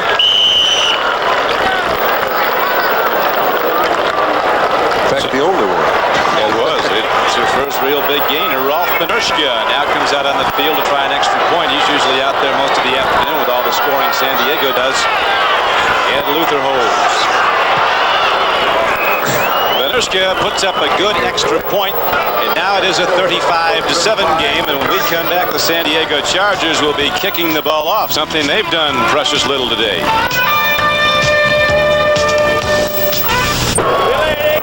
Didn't take the Chargers long to get their first touchdown of this day. 39-yard payoff to Ron Smith from Dan Fouts for the touchdown. Here's the kickoff by Benershka. Wade Manning won't bring it out. So Denver will go on offense, first and 10 from their 20, and we pause briefly for station identification. This is the NBC television network. This is KOA TV, Channel 4 in Denver. Now the game to quarterback the Denver Broncos. 6'2", 205 pounds, fifth year from San Jose State. Racing seasons with the San Francisco 49ers. And remember this, he started at Dallas. Where do you think Reeves saw him play?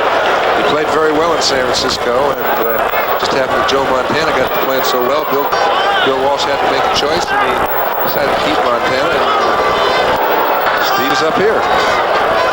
Recall it was DeBerg who really got this thing going early when he threw that 34-yard completion on the one down he was in for Craig Morton. He was shaken up in the first quarter. And then a couple plays later, Morton threw for 19 yards in the game's first touchdown. Riley Odoms.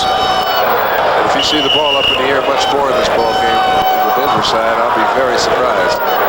It's not DeBerg's decision, you know.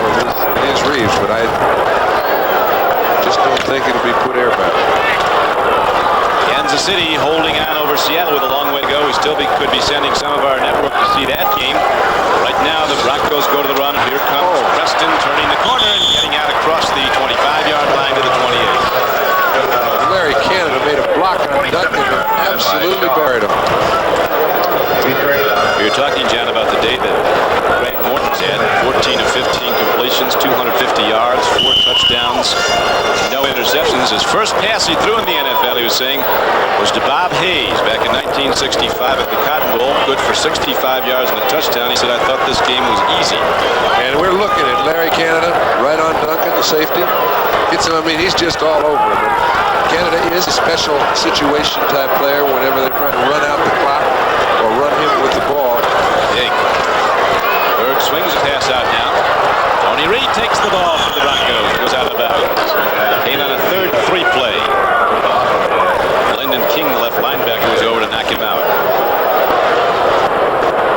And Fouts. Numbers aren't bad. The 2 interceptions hurt. They're not typical Fouts days. He throwing for over 300 yards regularly. Last year passed for 4,700 yards, over 4,700, an all-time NFL record.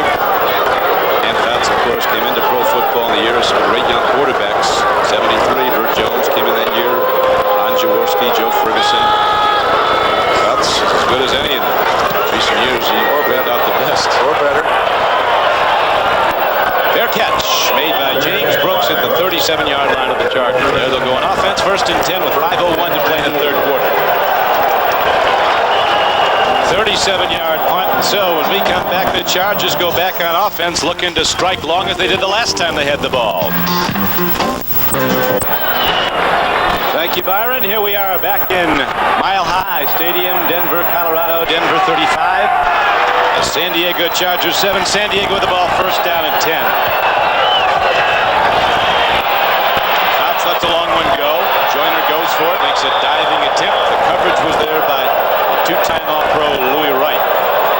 That's what he's got to do, though, Don. I know there's very, very little chance that he can really pull this ball game out. I mean, anybody else but Fouts had given it away a long time ago, but here you see, he finally gets Louis Wright, one-on-one with Joyner.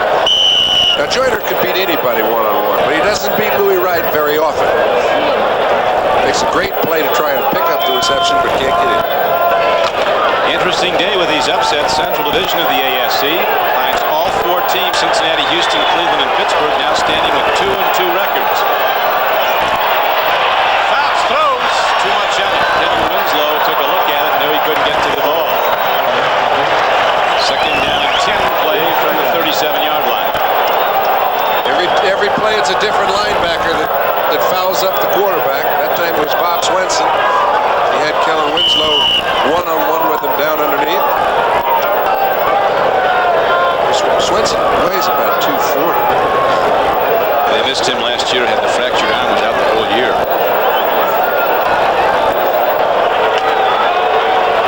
Bob Swenson, 51. Number 1 draft choice now comes in Dennis Smith, number 49. First-round choice out of Southern California. They think he'll be a great one. Fouts gets it away, and he goes to Charlie Joyner. It's a 1st down, San Diego. Fouts did well just to get rid of the ball, and they get the 1st down, the 3rd and 10 play. I think sometimes Joyner has more luck against double coverage than he does single. That time it was Dennis Johnson watching underneath, which puts Louis Wright in the deep outside. When that happens, Joyner runs a simple little pattern on Smith, gets the ball, steps out of bounds for a 1st down. He will beat double coverage as much as any receiver I've ever seen. 17-yard gain in the play. Now the Chargers have the ball across midfield. Joyner comes out wide to the left. White Scales now in the game. He comes wide left for San Diego. Fouts with the lone setback. James Brooks gets it away, throws a strike to Kellen Winslow, who's ahead inside the 35-yard line. He has another San Diego 1st down as the Chargers now start to rip it. You can see how tough the yardage comes, Don. Now he's trying to go to Joyner and Winslow, even though they are double covered, even though it is tough. They've got to come up with the big plays for him. 2 linebackers playing him in and out. But he still picks up the 1st down. Look at this big fella. Now he takes care of Swenson, but not really. Swenson's on the outside. Just a good play.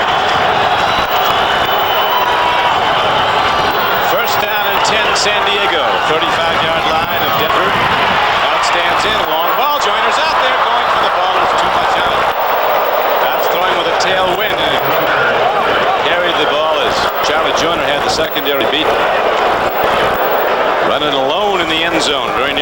San Diego score. They haven't stopped their policy. They've just been stuffing them play after play after play. And you get the top receivers, get them a couple balls, get their head up a little bit. That time he beat Aaron Kyle pretty badly, but a lot of wind. Bounced through the ball a little hard. John, you've known Dan Fouts long before he was even a high school quarterback, when he was a ball boy with the San Francisco 49ers. That's right. You mentioned all these other great quarterbacks came out of school at the same time. He was a third draft choice, and quite a surprise to some, but not to those of us who knew him. The University of Oregon. Fouts throws in the flat, goes to Kevin Winslow. Well, they teach it in the tackling school. Aaron Kyle, not too big. Another ex-Cowboy comes up and knocks down the big guy, drives him back. 2nd and 10 play. They didn't get anything. It's going to be 3rd and 10 for San Diego. Couldn't hold on to the ball. Fouts 17 for 28, 198 yards now and 1 touchdown, 2 interceptions. Both picked off by the Denver free safety, Steve Foley. Yeah, you'd say, hey, those are pretty good stats, but in actuality, because of the personality of the San Diego offense, those aren't good. They feature what they're going to do down the field, and that's been taken away from them. 3rd down and 10 now, San Diego. Fouts stands in, throws the ball. Joyner goes high and can't get to it. Okay, sometimes you get a look at a play even when it's ineffective. What Fouts has done for years and years and years with Joyners, he'll throw the ball into double coverage before the deep back can recover. Now watch. Here comes Charlie, just turns to the inside. This ball is already on its way. Throwing it inside on Kyle. The ball is thrown too high. Had it been on the mark, Foley would not have gotten there in time. Ralph Penerska, who can hit it a long way, is going to try a 53-yard field goal. Ed Luther holds.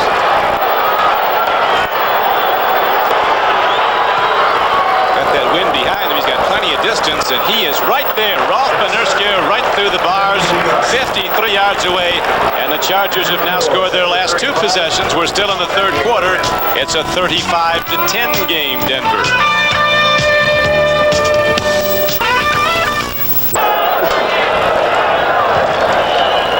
Penerska ready to hit the Pete Rozelle NFL football as he kicks off now with the wind at his back, drives it into the end zone. Goes over the head of Wade Manning, out for a touchback, and the Broncos will go on offense 1st and 10 through 20. 3:36 left to play in the 3rd quarter. Chargers having scored their last 2 possessions, but it won't be long now, John. They'll be firing into the wind. That's right. It makes it just a little bit tougher. We're going to take a look at the offensive line for Denver, because now is the time when obviously they're going to be very conservative in their play selection. It doesn't mean that they can be unaggressive. This telecast is presented by authority of the National Football League. It is intended for the private use of our audience. Any rebroadcast or other use of this telecast without the express written consent of the Denver Broncos and the National Football League is prohibited. Don Criqui with John Brody, Mile High Stadium, Denver, Colorado. Broncos with the ball after leading 28-0 at the half. They're up now 35-10 in the 3rd quarter. Steve Watson catches another one. All day long. This time he turns out on Willie Buchanan. Well, 8 now. Watson's just having so much fun, and DeBerg's loving an opportunity to play. He's only been in Denver for 3 or 4 weeks, and I imagine the thought of Reeves is, hey, we've got to get back and do the things we were doing early in the ball game effectively, and not stand around and try to protect a 25-point lead, because if there's one group that can catch us, it's the Chargers. And next week, Denver is off to Oakland to play the Raiders. Watson has caught 8 for 178 yards and 2 touchdowns. Handoff goes to Preston. He's ahead across the 30 out to the 32-yard line. Willie Buchanan coming over from the left corner to make the tackle for San Diego. Short yardage, they get the 1st down, and so 4 new downs for Denver Broncos. 79, Gary Big Hands Johnson, the #1 choice in 75 in San Diego. Loves to get the quarterback, says it's like going hunting. Yeah, he's been right brought his gun, but he didn't put any shells in it today. Did last year, though. I think he led the AFC in sacks with over 17 and a half he was credited with. Now it's 1st and 10, Denver Broncos. DeVer throws. David Moses lets it sail on overhead. David Moses in his 13th year as a wide receiver for Denver. Played college coached football at San Diego State. Under the current San Diego Chargers coach Don Coryell. Dan Reeves, we were mentioning earlier, 37, is the youngest National Football League coach right now. Came in here after spending 8 years as a player and partially a player coach with Dallas. The last 3 seasons he was offensive coordinator of the Cowboys. Last year they were the highest scoring team in football, 454 points, and scored 60 touchdowns. They've really started to score the last 2 weeks here at Denver under Reeves. 28 points last week, 35 already today in the third quarter. Second down and 10 carry. Preston gets the ball to the 35. The scores on this 4th Sunday of play. Miami on a late field goal by Von Schoeman extends its record to 4-0, winning 31-28 at Baltimore. Minnesota, coming back from a 10-0 deficit, beats Green Bay. Kansas City holding to a 6-point lead over Seattle in the 4th quarter.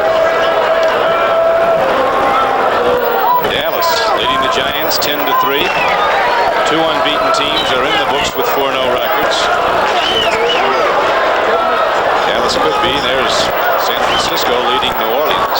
Shotgun formation for DeBerg on 3rd and 6. He throws. It's incomplete. So now the Chargers will get the ball back on a punt with 1:54 left to play in the 3rd quarter. They'll still have the wind at their back for that long a time. Well, DeBerg had a little misconnection that time with Lytle. He had him one-on-one with King, and King made a fine defensive play. Never do allow him to get open.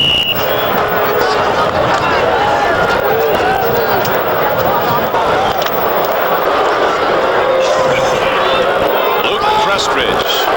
I've forgotten how to punt. Hasn't been out there much. James Brooks is back as a single safety for San Diego. Tremendous punt into the wind. Brooks lets it hit. Goes out of bounds inside the 15-yard line. Great punt. I think Luke Prestridge of the Broncos. So the Chargers get back the ball. They've scored the last 2 times they've had it. Now let's switch back to New York to NFL 81 and Byron Day. Byron? Thank you, Byron. Here we are, John Brody, with that punt again by Prestridge.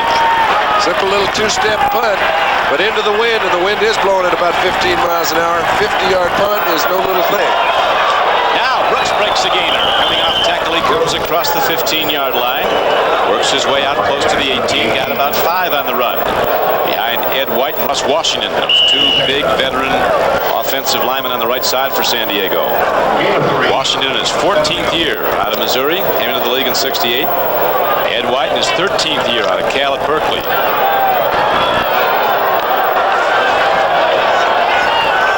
Third quarter winds down to 1:15 to play in the quarter. Scales in motion. Bounce goes back to the run. James Brooks carries on 2nd down and about 6. He got ahead for maybe 3 yards. James Brooks is a working guy. Came in as a #1 draft choice. In college, he played in the same backfield 1 year with William Andrews of Atlanta and Joe Cribbs of Buffalo. All of them down together at Auburn. This is Kellen Winslow. When we say he's an all-purpose type tight end, he can block at 250 pounds. You see what he does to Dennis Smith. And Ed White's out in front leading the block. They haven't given up. They haven't thrown the towel in. They have every reason to. They have not done that and will not. Here Coryell keeps humming right through 4 quarters, regardless of the score. Here comes Fouts looking for something. He's got a man. Charlie Joyner gets open. He has a first down up to the 34-yard line. Joyner now getting open more than he was in the first half when he was held to 1 reception for 4 yards. Came in with a spectacular yard per reception average over 25. It's just getting tougher and tougher, but he is going to his 2 top receivers right now, Winslow and Joyner. They sit down when things are going poorly for them. They sit down and try to figure something that will work out. They've come up with a few solutions. They've been a lot more effective this half than they were in the first. 1st and 10 for San Diego.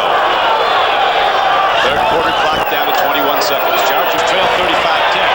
Over the middle, there's a catch by Eric Sievers, the rookie tight end. Another big gainer for the San Diego Chargers. A 15-yard reception and run by Sievers out to the 48-yard line.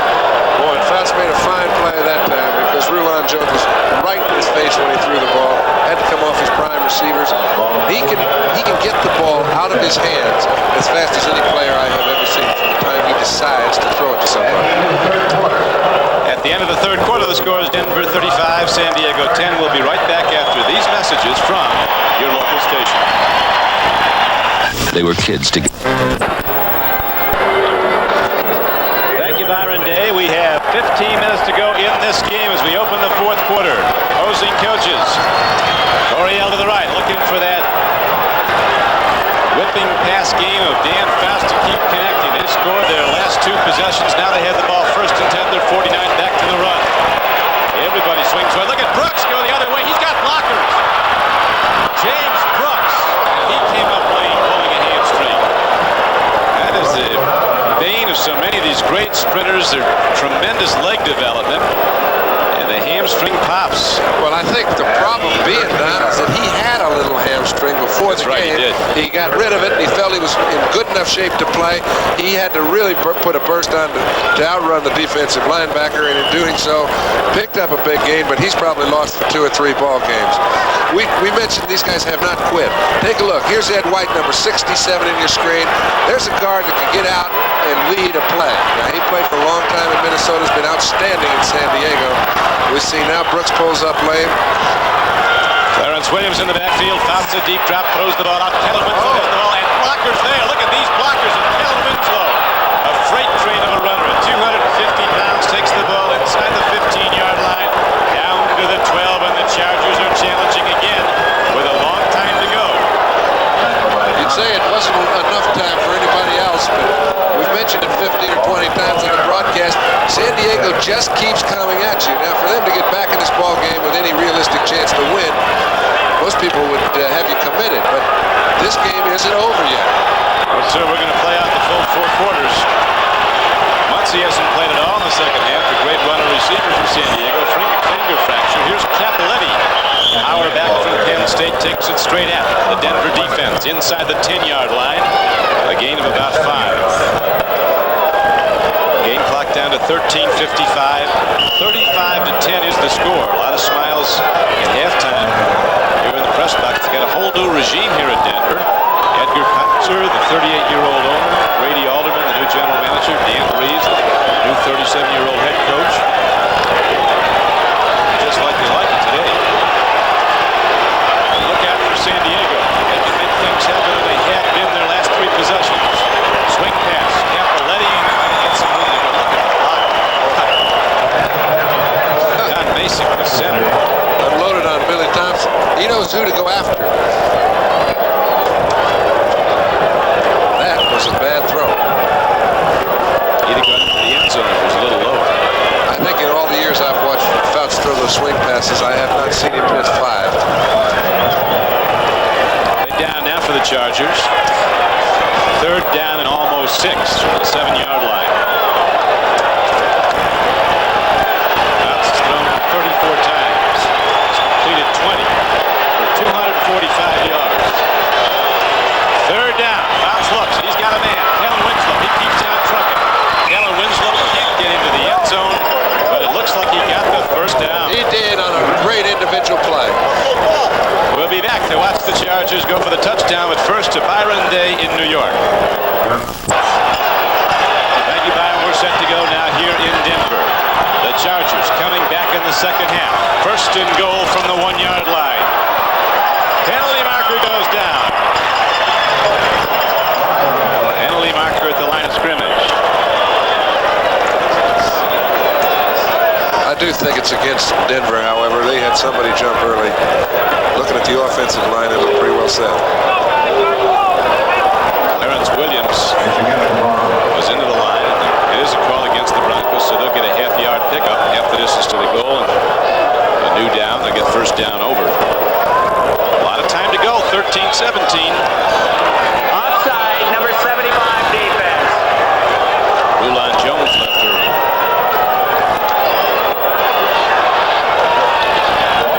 So now the Chargers will try to power the ball with Capoletti and Clarence Williams, the setbacks. That's Kellen Winslow in motion. Handoff, Capoletti, touchdown San Diego. All right, baby, the game is not quite over yet. A little bit of life in that Chargers When you side. have 13 minutes to go, remember, they scored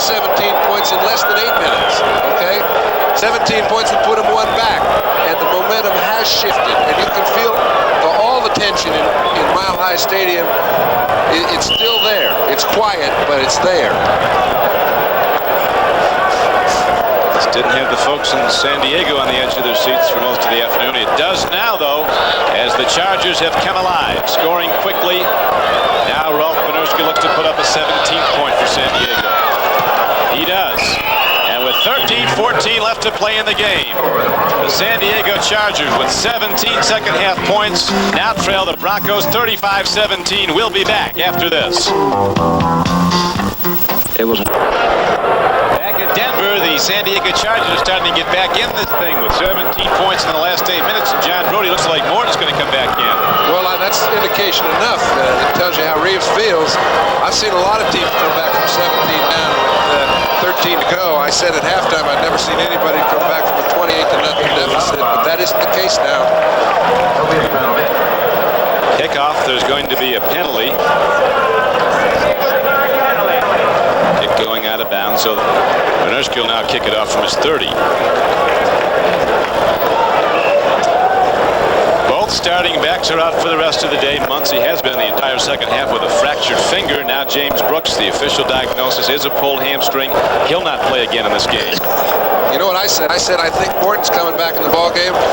That was a mistake. It looks to me as if DeBerg's coming back. He was talking to Reeves on the sideline. Morton doesn't have his helmet in his hand, and I know he'd like to wear one if he was coming back on the field. So I'm assuming DeBerg is going to stay in there. Morton started to warm up again. He's standing right with his coach. There he is with Dan Reeves, his old friend. Rookies together at Dallas in '65. Those two guys were standing right down there, 18 points down to us in a championship game out of San Francisco about 8 years ago. 13 minutes later, they won. Well, here's the kickoff. Preston will take it 15-yard line. Cuts back in the middle. Great open field tackle by the special. Oh! Do we have here? San Diego got the ball?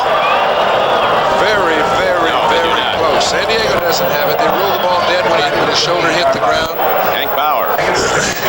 He came down, made that open field tackle. Hank makes this club with his special teams play.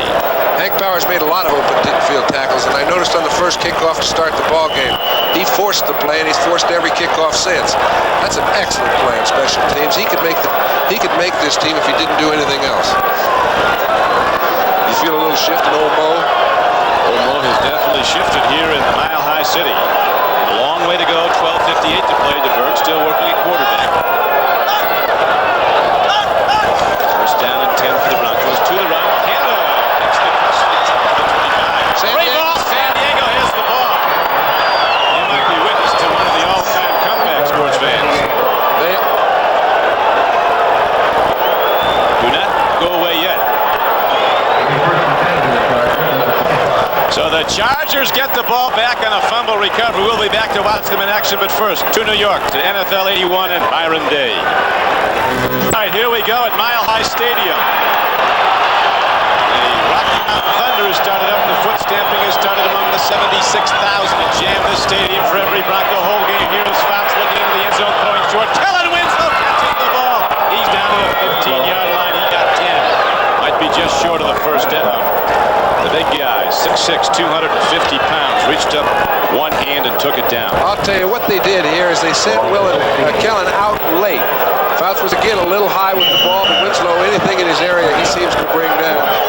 They've run a lot of delay patterns, trying to get the linebackers deep, throwing underneath them, and they've been very effective in the second half, throwing to their best two receivers. They're working into the wind, but you'll remember that Denver scored its first 3 passing touchdowns at this end of the field. Now the Chargers, who've been scoring quickly. Fouts looks, end zone ball. White scales, he's up. Now the penalty marker is going to go against the Denver Broncos. Well, I don't know. I think it is. Louis Wright's bringing protest up, but the officials are calling the play down to the goal line. And we have got something happening in Denver. 17 points scored by the Chargers in the last 8 minutes, and they're ready to go in again. Trailing in the game 35-17. Number 20 defense. First down on the 1-yard line. And Dwight Scales made an excellent play to get in a position to force Louis Wright to do something about it. He'd have come down with this ball had Louis Wright not interfered with him. A A very close call. Wright, plays that bump and run very well. But Scales gets underneath him to get position on the ball, forcing Wright to make the penalty. The good times were rolling here in Denver earlier this day, but now there's cause for concern as Cappelletti takes it down to the goal line and not in. Not in. And the game clock goes down to 12:02 to play. This is when they sorely need a Chuck Munson. He is not healthy. We mentioned again, James Brooks, also their other first-string back, is not available. Cappelletti, who does a yeoman's job in there, has got to carry the brunt of it. Coryell has seen his team confined back many times before. This would be the all-time Charger comeback. They were down in this game. They were out of it. Over the top. And again, the Denver defense holds. And it'll be third down and goal from a yard away. All right, we mentioned their offensive line had not given up, but they've got to create enough room to get them in the end zone on this play. Because every time they're stopped, it runs off seconds on the clock. 11:40 to go in the game. 17-point difference. They're down on the 1-yard line. Third down 1. If San Diego does score, they'd be down by 11 with a successful extra point. They'll need to score 2 touchdowns. Touchdown and the field goal wouldn't do it for them. They'll still be a point behind. Right now, though, the Chargers looking to get this touchdown. Third and goal, from a yard away. Cappelletti the up back. Toss. And Winslow is up with one hand. These guys do it in a hurry as the Chargers come back and score again. A most remarkable comeback. That guy made that play look like it was just an easy little catch, and I guarantee you there aren't 5 players in the National Football League who would have touched the ball. Look at this. Now he's just kind of lollygagging out there. Fouts throws it a little high again. Winslow just puts up a mitt, brings it in. Thank you very much, and now they're within 12, trying to get to 11. Well, there is a different ambiance to this 76,000 Denver fan crowd. I'm going to bet you Morton's back in here in this series. And Erskine, extra point up and good. When the Chargers start to strike, they do it in a hurry, and now they've scored quickly 24 second-half points. They're down by 11 with a long time to go.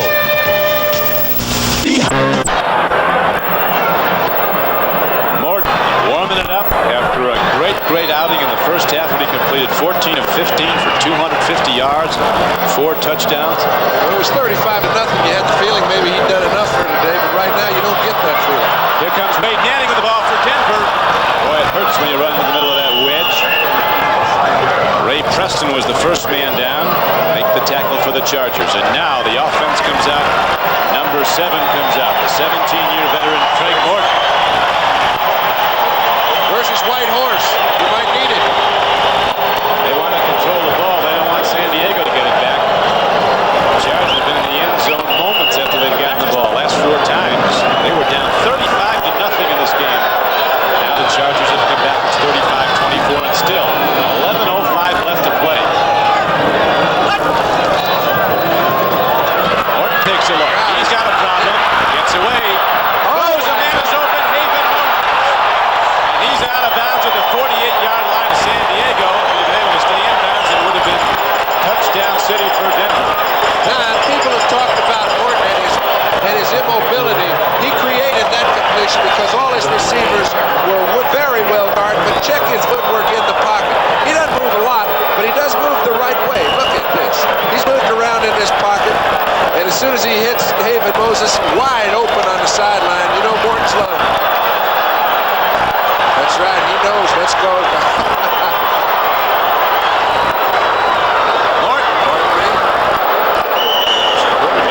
Something he does not want to be. That was a mistake. He is hot, and whoever that back is that went the wrong way. He surely is. He was a great baseball player. They wanted him as a major league pitcher. Believe it or not, Dan Reeves, his coach, had a major league quality fastball, but he couldn't throw it in the strike zone. He still has a headline, John, of a game he pitched in South Carolina. The score read, Reeves pitches 1 hitter and wins 9-7. He walked 12 and hit 6 batters. He's a little concerned right now. And with reason. Second down and 9 now for Denver. Morton deep crowd. Leone is open. Morton himself. Zero in on him. Big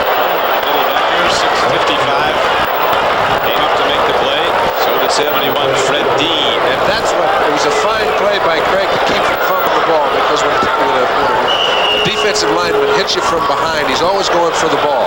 Craig didn't see him. Doesn't look like he's too well either.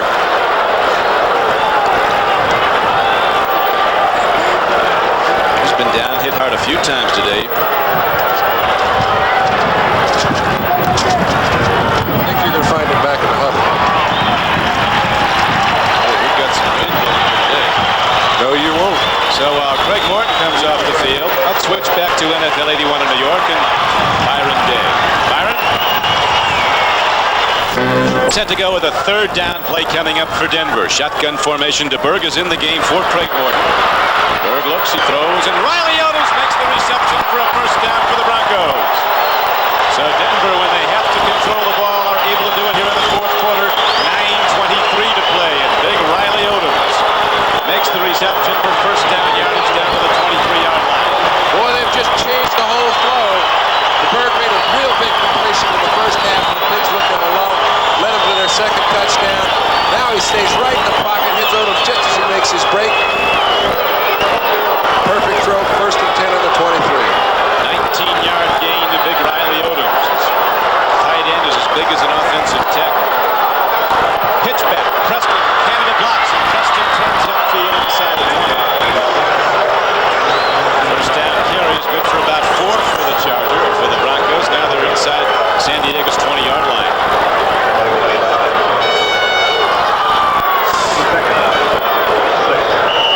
Craig Morton shaken up so briefly, right back, ready to work. 8:57 to play, and importantly for Denver, and importantly for San Diego, the clock is running. Broncos want to run it down. They lead the game 35-24 after San Diego has scored 24 unanswered points here in the second half. Denver led this game 35-0.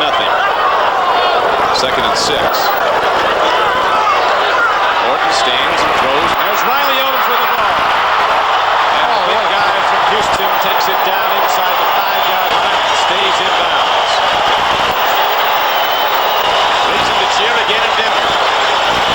Well, for a while we thought that horse was going to get shin splints running around the track, Don, but he hasn't had much to run about lately. Riley Otis just made 2 fine plays. That one, he took the ball on what looked like would put him down to about the 9-yard line, carried it down to inside the 5, and those are 5 important yards. And the first down. So now Morton and the offense go almost point-blank range at the San Diego goal line. First and goal from the 4.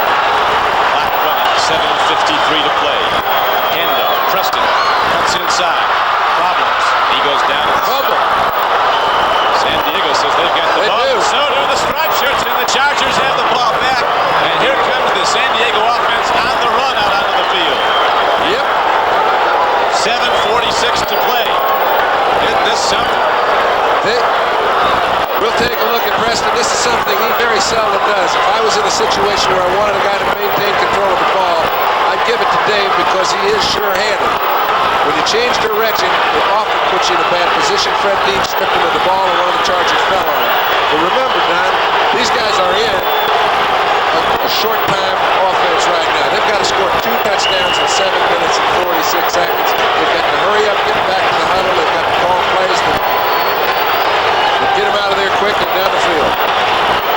Well, they had 3 touchdowns and a field goal in 10-minute span at one point. Here is Fouts setting them up. Scales left. Joyner right. From his end zone. And Fouts takes a look. There's the home run ball. And the closest guy to it was Perry Smith of the Denver Broncos. So, with 7:38 to play in the game, let's switch back to New York and Byron Day.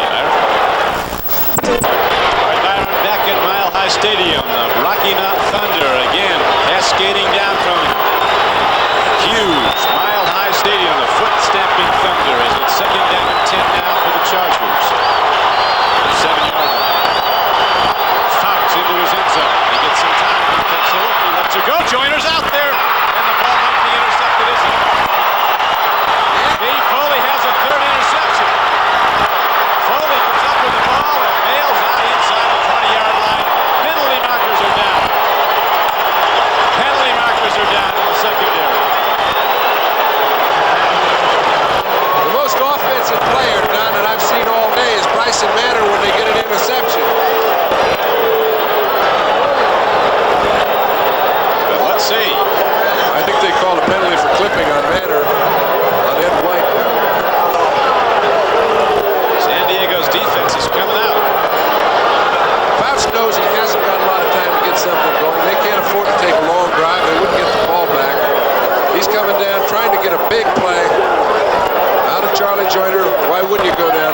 Mason jumps in front of the play for his third interception. Take a look. You see Thompson inside. Above the waist from the rear, number 66 on the receiving team. First down. It was Bryson Manor. Charlie Turner can't interfere with the interception. Steve Foley, what a day. 3 interceptions for the Broncos. And so after they lost the ball not that long ago as they drove down close to the San Diego goal line, the Broncos get it back on Foley's third interception. Now they have the ball first and 10 at the San Diego 35-yard line. 7:24 left to play. Pitch back, Kennedy. Takes on those tacklers and gets down to the 30. Mike Williams has had a tough go out there at quarterback. Trying to take on Riley Odom, Larry Cannon.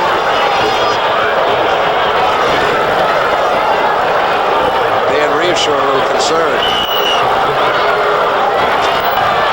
Dan Reeves looking for his third win as a head coach in the NFL. For so long he'd been rumored, young as he is, to be going to other teams. Speculation the New York Giants were going to hire him. Denver did, and apparently made a very wise move. This team is getting better and better. Right now, the Broncos lead 35-24, fourth quarter, 7:18 to play in it. Second down and 6. To the wrong inside the 30 go the Broncos, down to about the 28. That'll bring up third down and about 4.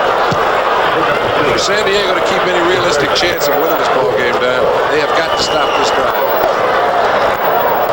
Rob Lytle comes in, carries the ball, and now third down comes up 3rd and 4 for Denver. Broncos huddling at their leisure, running that clock down to 6:45 to play. Chargers down 35-0, have scored 24 unanswered points in the second half, but they still trail by 11. Shotgun. Morton calls timeout. Edmund King jumped into a gap like he was coming out of blitz. So the clock is stopped with 6:36 left to play in the game, and Morton comes over for some counsel from his longtime friend and now coach Dan Reeves. We'll be back at Mile High Stadium after this. Today. Don Crickey with John Brody back at Mile High Stadium. That's the time remaining in the game. 6:36 to play. Denver a slight underdog coming into the game, leading San Diego 35-24. Broncos led at one point 35-0. 21-0 in the first quarter. 28-0 at the half. Then the Chargers roared back. Now here's a throw in it. Completion and a first down. Whoop, free ball. That's a fumble. Sure it is. And the Chargers have the ball back. The ball is caught for a first down. And then fumbled. Don, that's Moses had it and lost it. that's the kind of break you don't see very often. They had 3 wide receivers on 2 defenders. And Moses was one of those that was covered. They had Egloff out there standing all by himself. It was a San Diego mix-up defensively. They got a real big break, which keeps them in the game. All right, Morton's going back. He's got 3 wide receivers on the right side. Egloff's on the right sideline. Look at him in your picture as the ball goes by. Nobody around. All right, Duncan picks it up. Fans of both these teams are well aware this rivalry dates back to the old American Football League. This has been like one of those games, 90 passes from 1960 and 80 points. Every working. San Diego gets the ball back on a fumble recovery. And now the Chargers have the ball at their 15-yard line with 6:26 to play in the game. Trailing Denver 35-24.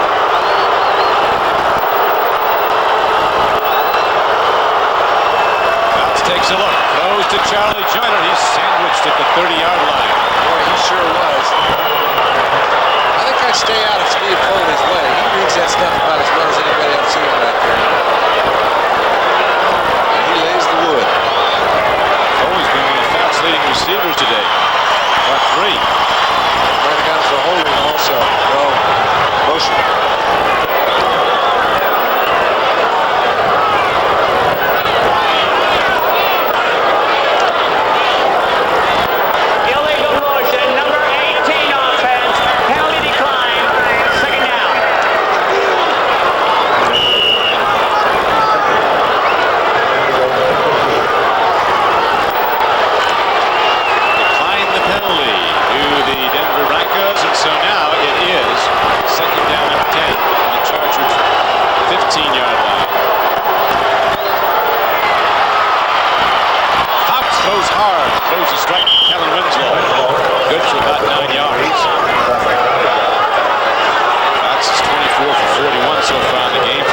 270 yards, 2 touchdowns, been intercepted 3 times, all 3 by the Denver free safety Foley. Morton is 16 of 17 for Denver for 293 yards and 4 touchdowns. No interceptions. Almost perfect. The only ball he didn't complete was over the middle pass to David Moses, and he wasn't open. So he hit every open receiver all day long. That rating system down in the league office using with the computer, one's going to go right off the board, I think, for this week. Cappelletti fighting for a first down yard on 3rd and 1. John Cappelletti gets ahead for what's needed. And the clock continues to run with 5.5 minutes to go. They've got to get moving, just like you see the crowd quiet. They're concerned. They know San Diego's an explosive team. 2 touchdowns are not out of the question. It's been well illustrated how explosive San Diego is, the way they rallied back here in the second half. Denver was ignited in the first quarter. They were on fire. San Diego came back in here, running hard as Cappelletti on a first down carry. Cappelletti might have lost the ball. I don't think so. Denver thinks they've got it, but I think Cappelletti got it back.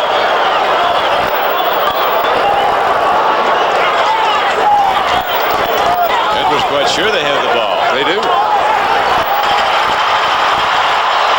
thing is wild, isn't it?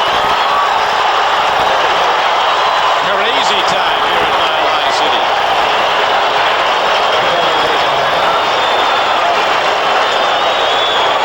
A lot of turnovers, Donnie.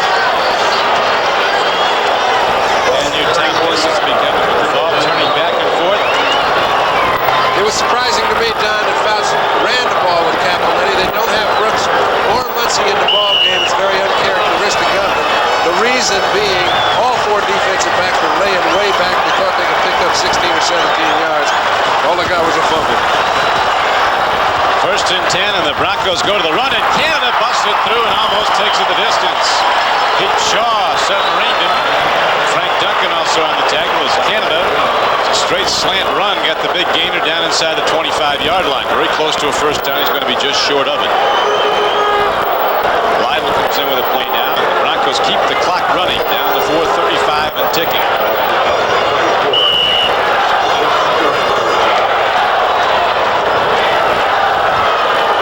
Very easily be 3-1 teams in the AFC West at day's end. Denver if they win, San Diego if they lose. Kansas City if they continue and beat Seattle. Here's Canada again. They call him the mailman around here. Doesn't get a lot of work, but he carries the mail when they need him.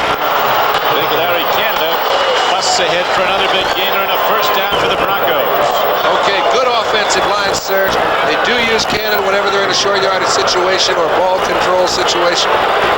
You can see why. Player down on the field, being attended to. So we have them on. Let's switch back to New York and to Byron Day. Byron? Well, it's close, Don Crick. You were giving Byron Day a rest real brief. Studio 6B. That was Brian Kimball, as you know. And now the Denver Broncos on a first down carry go to the run and get more yards right up the middle, down the 11-yard line. And most importantly, from a Denver standpoint, Jeff Brody, they run the clock down to 3:24. Well, they've got the defense demoralized. They gave them a little lift, knew that San Diego had the feeling they had a chance. They got the ball back for their offense, and in the last 3 series, the offense hasn't been able to move it very well. This is when it's easiest to run for an offensive football team. 11 points down, 3 minutes left to play. Pretty tough to hold himself together. 2nd down and 5 now at the 10-yard line. Rob Lytle straight ahead.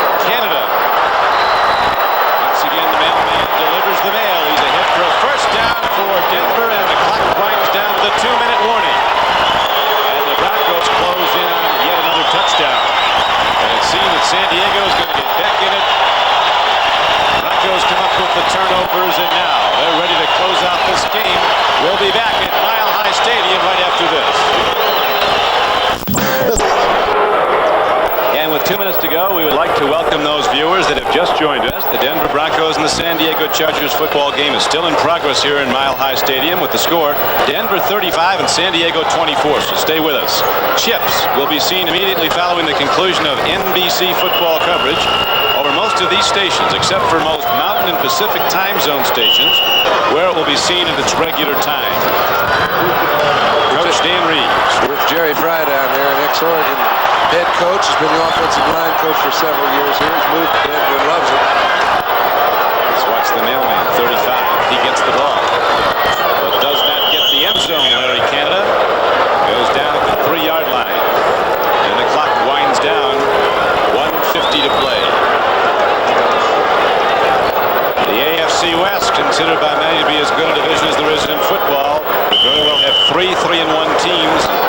The Oakland Raiders, defending champions of the National Football League, will be 2-2 after their defeat today at Detroit. They'll be at home next weekend, will the Raiders, to go against these Denver Broncos. Game you'll see in many of these same NBC stations. We pause briefly for station identification. This is the NBC television network. This is KOA TV, Channel 4 in Denver. Second down and goal for the Broncos. Rob Light, touchdown Broncos, and that will do it. Dan Reeves knows it. And that's the sort of thing, you can see the sigh of relief on Dan's face.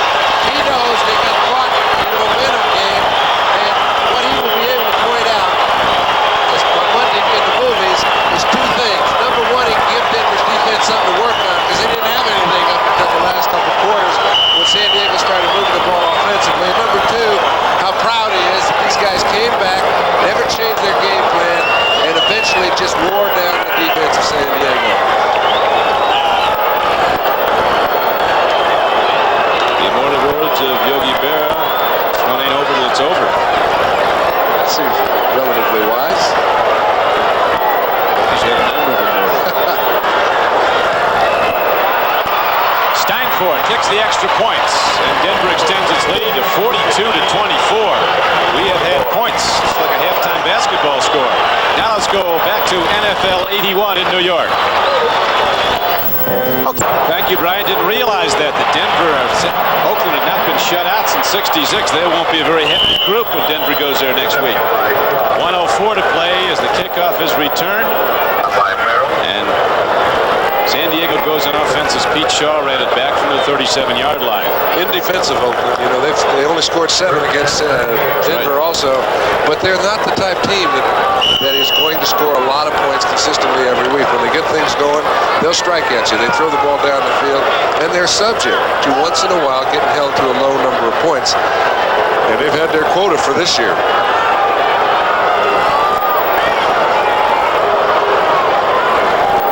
Will come up pitching.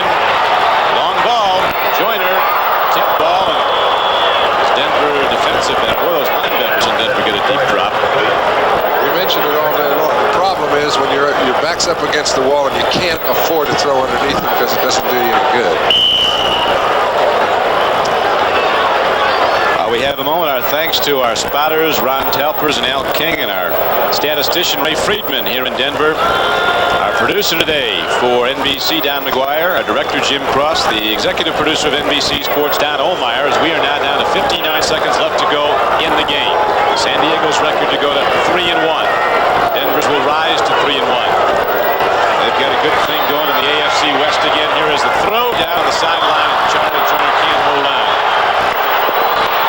53 seconds left to play, and now let's, while we have a moment, swing back to Bryant Gumbel at NFL 81 in New York. Bryant? 3rd down and 10 for San Diego. Outs again, dropping, again firing. This time a connection. Clarence Williams has the ball, and he is out of bounds at about the 49-yard line. John Brody, where do you think these two clubs are headed from here? We still have 12 weeks to go. Well, I think the most surprising thing is how effective Denver's offense is. This isn't just a fluke. They come out firing the ball. I think their whole offense is very well structured. And on San Diego's side, they've got to do something defensively. I don't care how many good players you have. If you don't play coordinatively, you can't be effective. And today, they were beaten 4 or 5 times because of miscommunications. They were run off the line of scrimmage on occasion, but that's not their problem. They've got good defensive linemen. They've got to get some coordination back there and hold some teams to under 20 points. It will be a long year if they don't.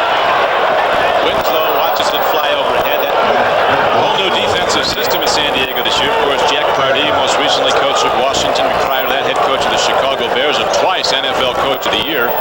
Is now the defensive coordinator under Coryell at San Diego. And he has put new people in from a year ago, 4 new starters in the defense and a whole new system. And he said, Don, early before the ball game, he said, look, the problem has been we've got 5 guys that are new playing defense. 2 of them are safeties. Then we've got a middle linebacker. And in the middle of our defense, we're not well coordinated. So it might be a few weeks. Everything holds up as it has been. We'll have 3 teams tied to lead the AFC West. Fox has a problem, and Rulon Jones gets him. Rulon likes all that.